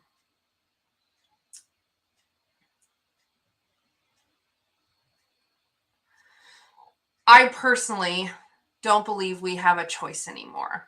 I believe we have reached the point in our world and our society where we have to start standing up and saying, look, I'm not doing this. This is not okay. And not everyone's going to be safe to do that at every moment. And that's okay. Because there will be moments where I don't feel safe to do that, but someone else will. Jesse finished off saying, I was silent for years, so I feel Mercury is giving me another chance to speak. Absolutely.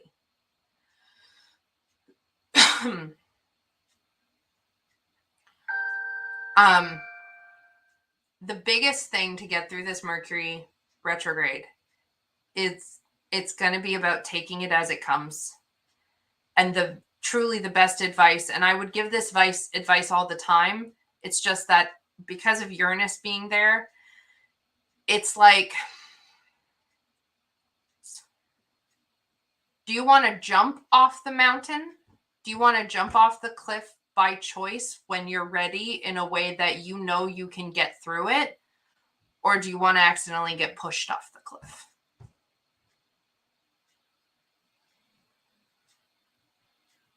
Oh, sending you a million hugs. Emerald, you're so sweet. That's what it feels like to me. It feels like the choice between, it feels like either way, we're at the cliff and we're going to go over. We get to choose, though, how we go over. If we're going to jump of our own accord while we're in control, so that way we can control the landing and we can control how we conduct ourselves through this time.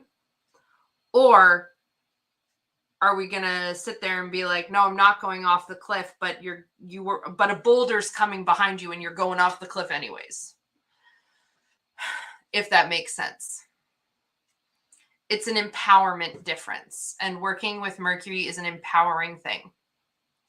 So I talked about yesterday with my members some of the things we can do that. For me, I'm extremely privileged in this area, although that privilege is not without struggles. I work for myself. I work from home. I set my schedule, not anybody else. If I wanted to, I'm not gonna, but if I wanted to, I could go into my calendar service that I use for booking appointments, and I could put it that I'm unavailable for the entirety of the Mercury retrograde. I could do that.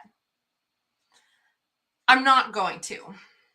What I am doing instead, and what I encourage all of you to do, is when I wake up in the morning, or at whatever time of day you wake up, when I wake up and I'm ready to start my day, I take some time, it doesn't have to be long, to feel out the energy.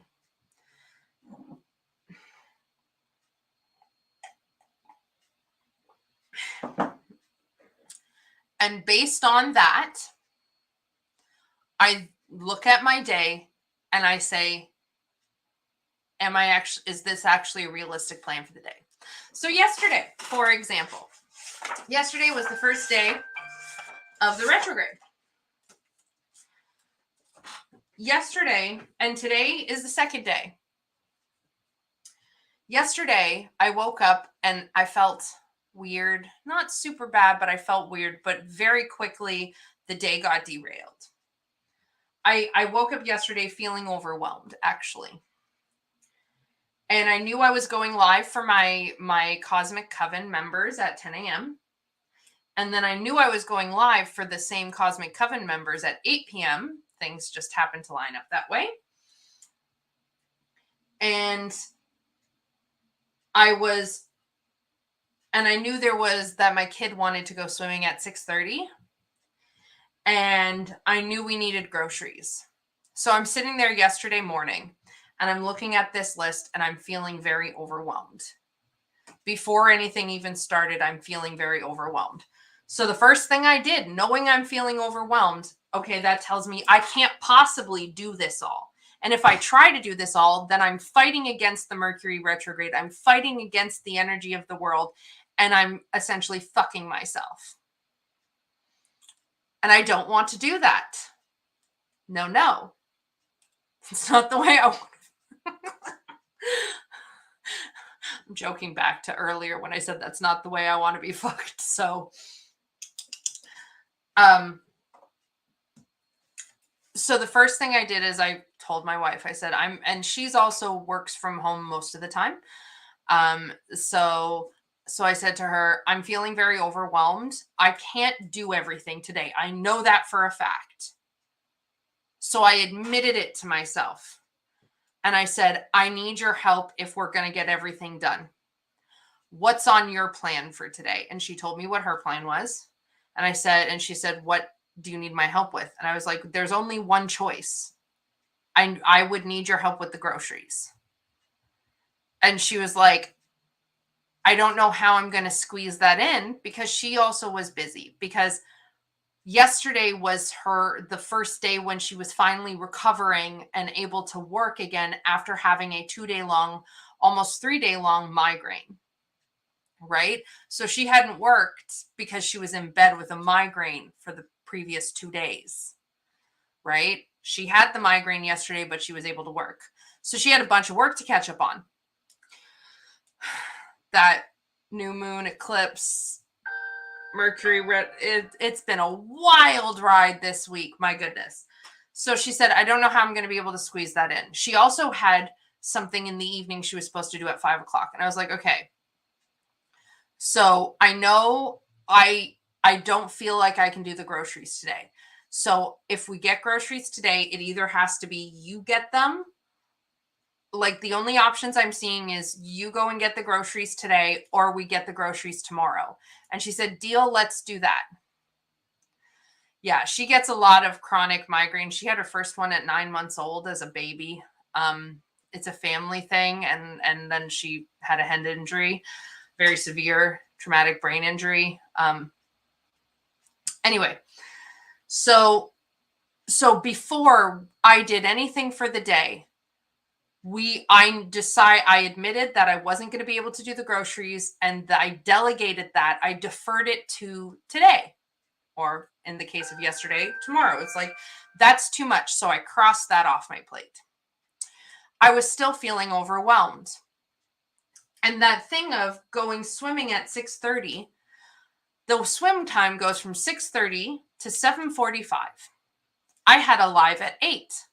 And because I know myself, because I practice self-awareness, I knew if I go to the pool and I'm swimming, I'm not going to get out of the pool 15 minutes before the swim time ends, especially if my wife and my son don't do that. Like the truth is, when I'm going somewhere to do a thing that the whole family's taking part of, we either leave together to go there and leave together to come home, or I don't go. That's just the way it is. If I don't leave to go with my wife when she leaves, I will not meet her later. That very rarely happens. So I'm like, okay, well, I know once I get in the water, I'm not going to want to get out of the pool 15 minutes early. I'm just simply not. I'm going to lose track of time. So it's not realistic. So I'm not going to have time to get out of the pool, get changed and dry, and come home and go live. That situation, that's asking Mercury to fuck you. That's asking Mercury to cause some chaos. I don't want to ask Mercury to cause chaos. Giving myself 15 minutes when it's approximately a 15-minute walk to go from the pool to dressed to home to ready to go live? No. So I told her I would not be going swimming.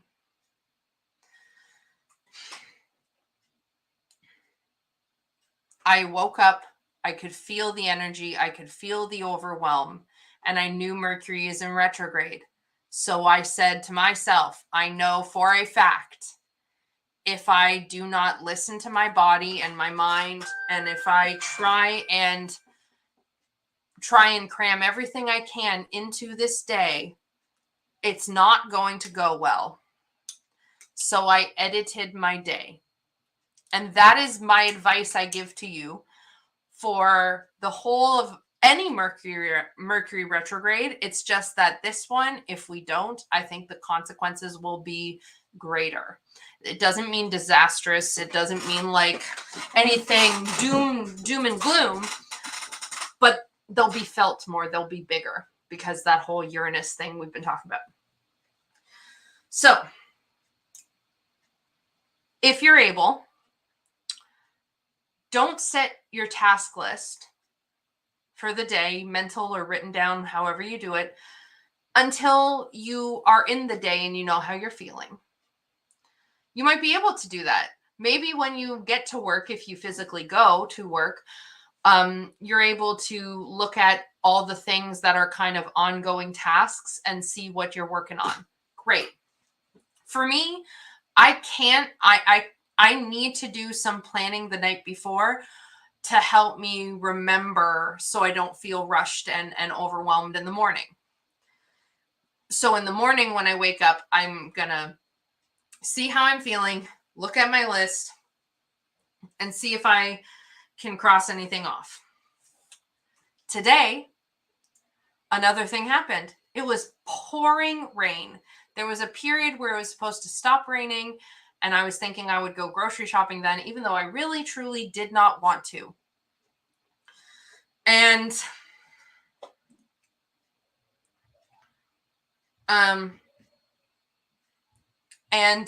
then the break in the rain didn't even happen. And the grocery store I go to now in order to fit our budget is a bus ride away. It's a walk uphill and then a bus ride. Ain't no fucking way with Mercury in retrograde and without driving was I gonna walk uphill with a bag, a buggy, getting soaked, and then get on a bus and go to No Frills and then come home. So I did an Instacart and I ordered groceries, and we were able to do it that way. Essentially, if there's something on your plate through the Mercury retrograde that you do not feel like doing, and it can be deferred or delegated or broken down into smaller tasks, or it can be just ignored. I suppose deferral covers that portion. If it can be deferred to another day, if it can be delegated to another person, if it can be canceled, do it. Do it, do it, do it. That's the other thing. I have in my Google Calendar, I have a color code system. So when I'm feeling very overwhelmed, I can instantly look at my calendar and see which of the tasks I've got coming up that I can cancel or that I don't have to go to if I'm not feeling up for it. If I have red tasks, those are work. Those are their work, or they're the most high priority. Come hell or high water, I will not cancel them unless I have to.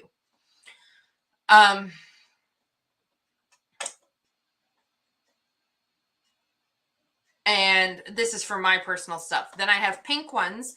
Pink are self-development. They're self-care. So they have just as high a priority as work. The chances that I will cancel them is extremely slim. And then I have green ones, which these ones are for fun. I really don't want to miss them, but I could if I need to. So let me give some examples. May 3rd, I have my moon return going on. I'm not going to plan much that day.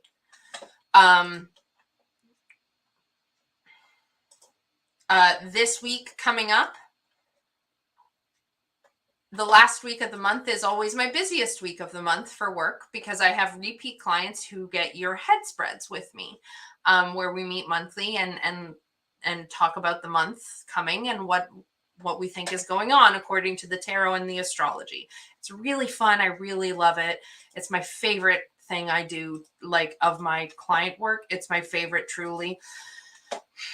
I have 1, 2, 3, 4, 5, 6, 7, 8. I have 8 client sessions next week. I also have a blood work. I have an appointment to get some blood work done. I have some other, I'm going to a spa with my friend. So looking at my calendar right now, on Thursday, I have a client session. Then I'm going to a spa with my friends. And then in that evening, there's a school movie night. Chances are I'm not going to go to the school movie night unless I'm feeling extremely relaxed. That's something I know in my head I can cross off and not do. So my task list for the week, I'm not going to expect to tackle much. I'm not going to pressure myself to put out a video. With Mercury retrograde, you want to defer. You want to delegate. You want to limit tasks, and you want to build more buffers. If you're concerned about using money, then round up on how much money you think you're going to spend and round down on how much money you think you're going to receive. This is a great It's a fabulous, it's a water spa, and it's it is not for cis men. So it's for women and trans folks, trans women. It is, and I can't remember all of their policies, but anyways, it's a fabulous place. So it's a women-only therapeutic water spa that preserves the centuries-old European tradition of taking the waters.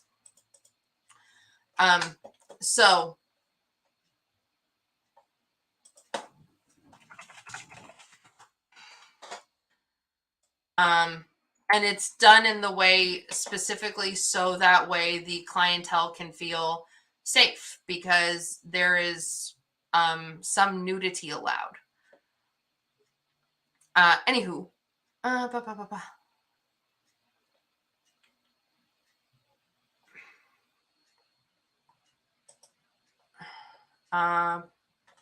and it's fucking glorious. It's beautiful. I've been once before.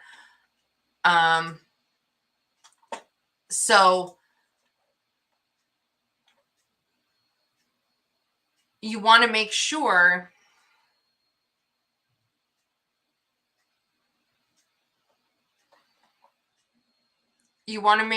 that you given those buffers.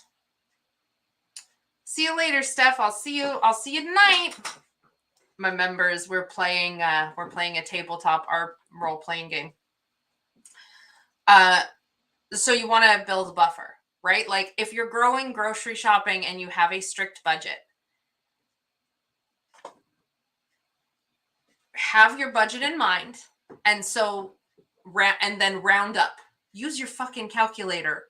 Take your time going through the store, and round up. If something costs $3.49, then you don't put it in your calendar as $3.49 of your budget. You put it in as $4 of your budget. You round up to the nearest dollar. At least in Canada, we don't pay taxes on like essential food products. I don't know about other laws, but here at least. So if you round up to the nearest dollar on what you're spending, or you just round up on what you're spending, you're increasing the likelihood that you will be able to stay within your budget and decreasing the chances that you will have some sort of a money mishap. Mercury retrograde truly is going to make you be present in life. And if you're not present in life and you're not moving through life intentionally, you're going to feel it more, especially this one.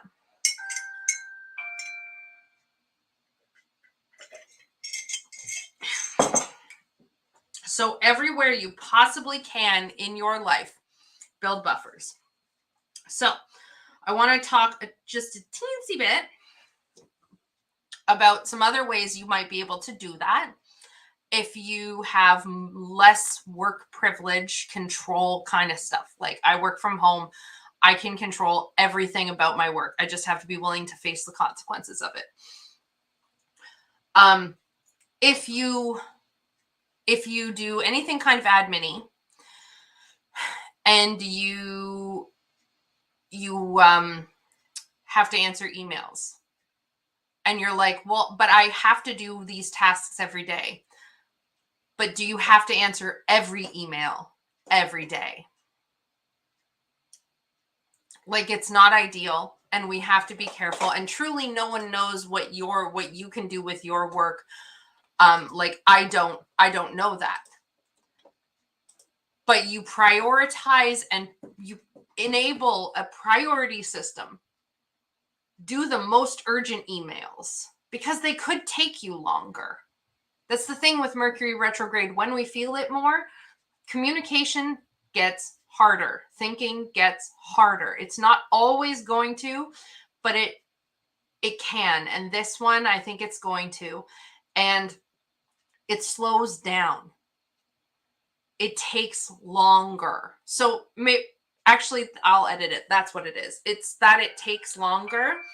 And we associate things with being slow as being bad. Like when we say if someone can't do math in their head in 5 seconds flat, they're dumb, which is not at all true. Our society associates slowness with badness. Break that association in your brain. It's bullshit. Slow does not equal bad. It just equals slow. Slow means slow. That's it. Like, slow does not mean stupid. Fast does not mean good. Fast does not mean smart. Fast means fast. It means with speed. With great speed. So allow the slow. Do what you can. Like,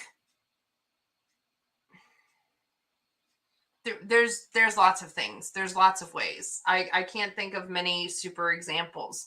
But okay, so yesterday, another example, more slow equals present. I like that one. That's another thing I really liked. Yesterday, that's why I went live instead of editing a video. I was already feeling overwhelmed. And I felt like I needed to get a video up for the day or for the week because I hadn't yet. And I will admit, I feel pressure from YouTube. Right? So I wanted to get a video up. Yesterday, it didn't feel like the right choice to just choose not to put up a video for the week. But the idea of sitting down, setting up, filming a video, then editing a video, which is hard for me because when I edit videos, I watch through the whole damn thing and I make sure I don't say anything stupid. It's part of my autistic brain. We do scripting. We think a lot about how we say things and we overthink about how the things we've said are received. I knew if I filmed, I was going to get stuck. I wasn't going to want to edit it. Or if I tried to edit it, there was no way I was going to get it all done in the time frame I wanted yesterday. The only way possible yesterday for me to do the task, and the main task was to get some sort of contact. I'm talking too fast. The main task was get some sort of content up for my public YouTube channel. The only way I was going to do that was if I went live. So I did, and I had a blast because going live meant I didn't have to edit, right? There's always a different way we can do things, right? If you have to go through your emails every day so you don't lose track of them because you get a lot of emails, that doesn't necessarily mean you have to answer all your emails every day. Maybe you can go through, open an email, read it, mark it, and either reply right away based on urgency or mark it needs a reply tomorrow. Or like mark it in some way, right? It doesn't all have to be a right now, right away, immediately. There's different systems you can use. So if I was going through my emails, like if I do a lot of emails in my job and I get like 100 emails a day and Mercury's in retrograde, I'm going to go through my emails and I'm going to say, okay, does this email need a reply? Yes. Does this email need a reply today? If it doesn't, then I'm going to star it. Or I'm going to maybe put it in a folder that says reply needed. If it doesn't need a reply at all, I'm simply going to reply something like, I've received your email, thank you. And then I'm going to put it away and delete it. If it does require an immediate reply, then you reply immediately. You can still go through all your email without having to spend a bunch of time on each email. I mean, I recommend doing this stuff more frequently in life to begin with. It's just that when Mercury is retrograde, if you're not doing it, you're going to feel it more. So, delegate, defer, build in buffer times. Give yourself personal limits where you can cap things. Give yourself lots of time to recover as much as you can. Even if it's only 5 minutes, that's still okay. Get in your body as much as possible. Ground, center in whatever way works for you. This month is this Taurus season is gonna be really slow. It's gonna feel it, in case you can't already tell. Be realistic with your expectations.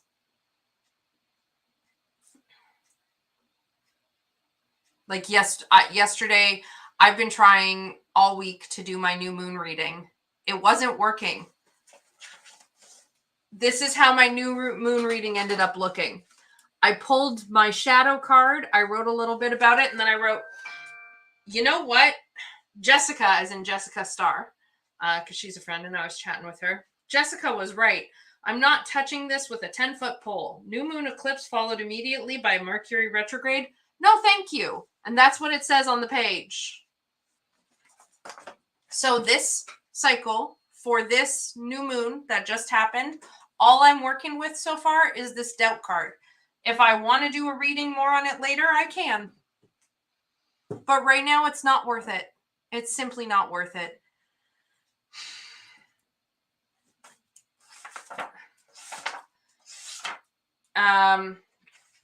And like, that's really it. Has anyone else been like way more thirsty than usual? LOL, I feel like I can't get enough water. Interesting. I mean, I'm very thirsty. I'm also drinking coffee, so I'm dehydrated. And I'm not. And whenever I start to drink sweet drinks, I forget to drink water.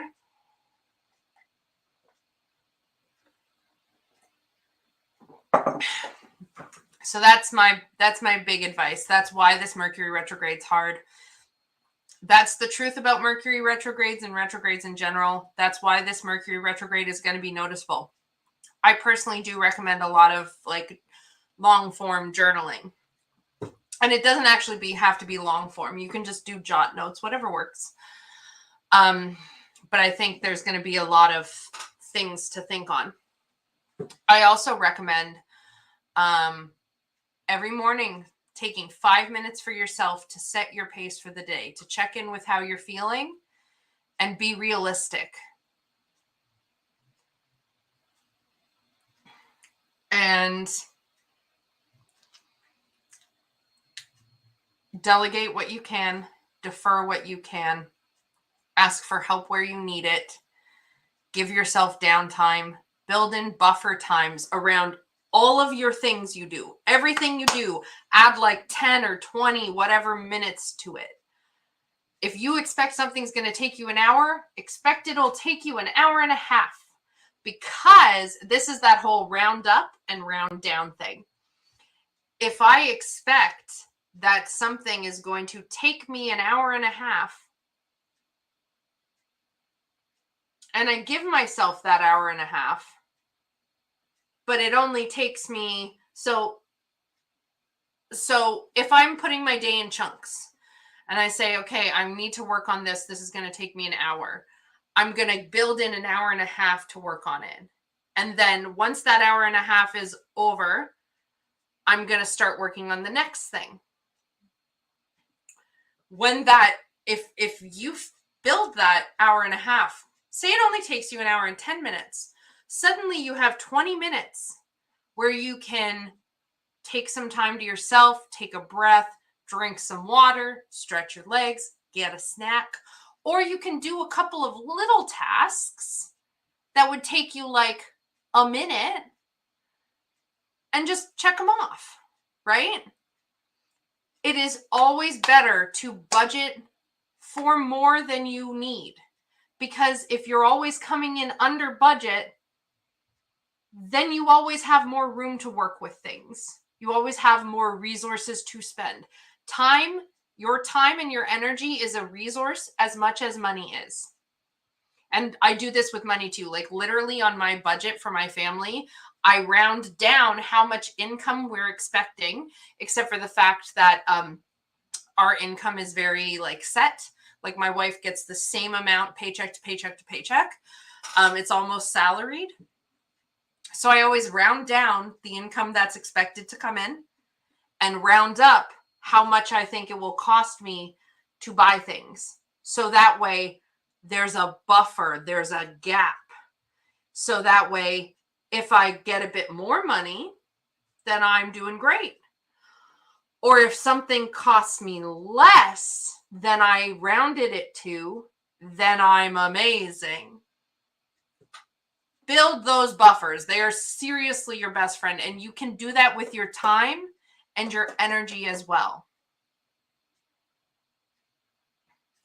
That is my hugest thing. Tack on extra time. I'm going to the movie theater at the mall tomorrow to see Spirited Away with a friend, and I'm getting coffee later. But my agoraphobia ass is dreading. Oh, that's hard. Do you find that it's one of those things where it's hard to initiate, yet later once you've initiated, you enjoy the experience, Emerald?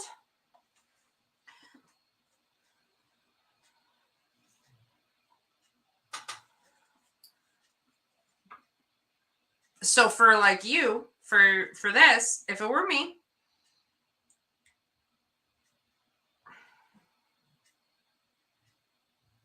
wow. If this kind of a situation were me, Mercury retrograde, however long you think it's going to take you to get ready mentally, physically, emotionally to go, give yourself more time. Because we're talking something so serious as agoraphobia, I double it. So for me, that's a huge thing. I wouldn't plan anything else for the day. Oh, okay. That's totally fair. It's more of a safety reason. I'm scared of feeling unsafe around people. That's fucking valid. That is so valid, Emerald. So, you know, this is going to take you it's going to have a huge mental and emotional and energetic cost. You know this going in. So this is where you have the fucking power to work with Mercury, to make Mercury your friend. Make Mercury your bitch. Don't actually, because Mercury wouldn't like that. But, you know, Mercury's kind of like mischievous too. But this is where we take our power. You're doing something that's going to have a huge energetic output. It's also going to take you a lot of time. And it's going to take a lot of mental energy. Oh, good. I'm glad you feel better after you do the thing you wanted. That's good. So if I were you, I would block out my whole fucking day. I would not plan to do a damn thing else. I would have my morning part of the day be dedicated to, I know I've got this big thing with a big energy expense coming. So I am going to dedicate my morning to doing whatever I feel I need to do to help me feel ready for this thing. Making sure I'm wearing clothes that feel safe, where I feel comfortable and safe in myself. Making sure I'm prepared for different kinds of scenarios, making sure I understand what things I might want to do afterwards when I come home to help me regulate again. So like I would make sure I would take a lot of time to like try on my clothes, decide what clothes actually make me feel good and comfortable and safe in my body going out right now, going out for this thing based on how I feel currently. Even if it's not the outfit you planned, be willing to change it. And if I know when I get home, I'm going to feel shaky. Even though I'm going to feel glad, I'm still going to feel shaky. So I'm going to make sure my bed perhaps feels extra cozy. I'm going to pick a movie. I'm going to open 3 tabs with 3 different comfort movies. So I have a variety of choices ready and queued up for me when I get home. So all I have to do when I get home is just snuggle into whatever kind of gremlin mode you do. I hope you know I say gremlin lovingly. Right? Like, not only you can use the morning to prepare yourself for going out, you can also use the morning to prepare your space for your arrival back home, to prepare to do anything. Like, if you know you're not going to want to cook after coming home, then making sure you have something, you're prepared for, like a sandwich. You can make a sandwich in the morning and throw it in the fridge. So if you come home and you don't have any energy, you can do that. You could do the dishes in preparation. So when you come home later with less energy, you don't have to do the dishes to be able to clean or to be able to eat, right? And then the evening time, the after time, is dedicated to getting yourself back to your baseline and recovering. You have the prep period to do everything you feel you need and want to do ahead of time to get you ready and to get your space ready for when you come back, like maybe a little tidying if that will help you. And then you have the after time for recovery. And then if you wake up tomorrow and you feel fabulous and you're like, I've done all my prep and I feel great and I have extra time, then you can pick up a random little task that you didn't think you'd be able to do.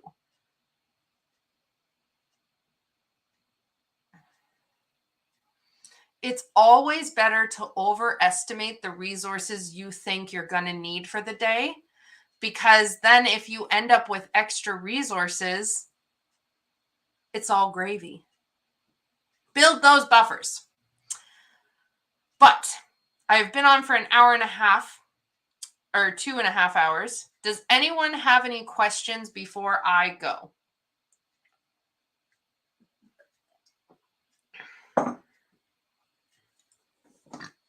Oh dear. And by the way, Emerald, if you're like freaking out and you need someone to talk to tomorrow, you know I'm here, right? You can send me a message and we can chat.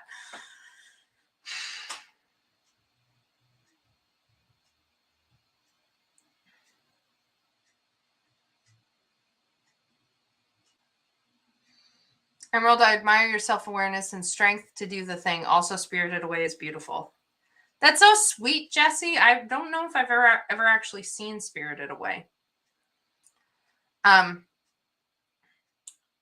for next week, I'm just going to be real. I have 8 sessions, as I mentioned, with clients, and Mercury is in retrograde, as we've been talking about for 2.5 hours. There might not be a video from me next week. I'm planning to and hoping to, but I'm going to take my own fucking advice because I don't want to be a hypocrite. That's the other thing too. If you're starting to feel anxious, extra anxious, or you just feel shaky and weird, pause. Take a couple deep breaths. That whole Mercury associated with air thing, you've seen me do it a few times here. Pause, take some deep breaths. See how you're feeling. I'm not seeing any questions come up.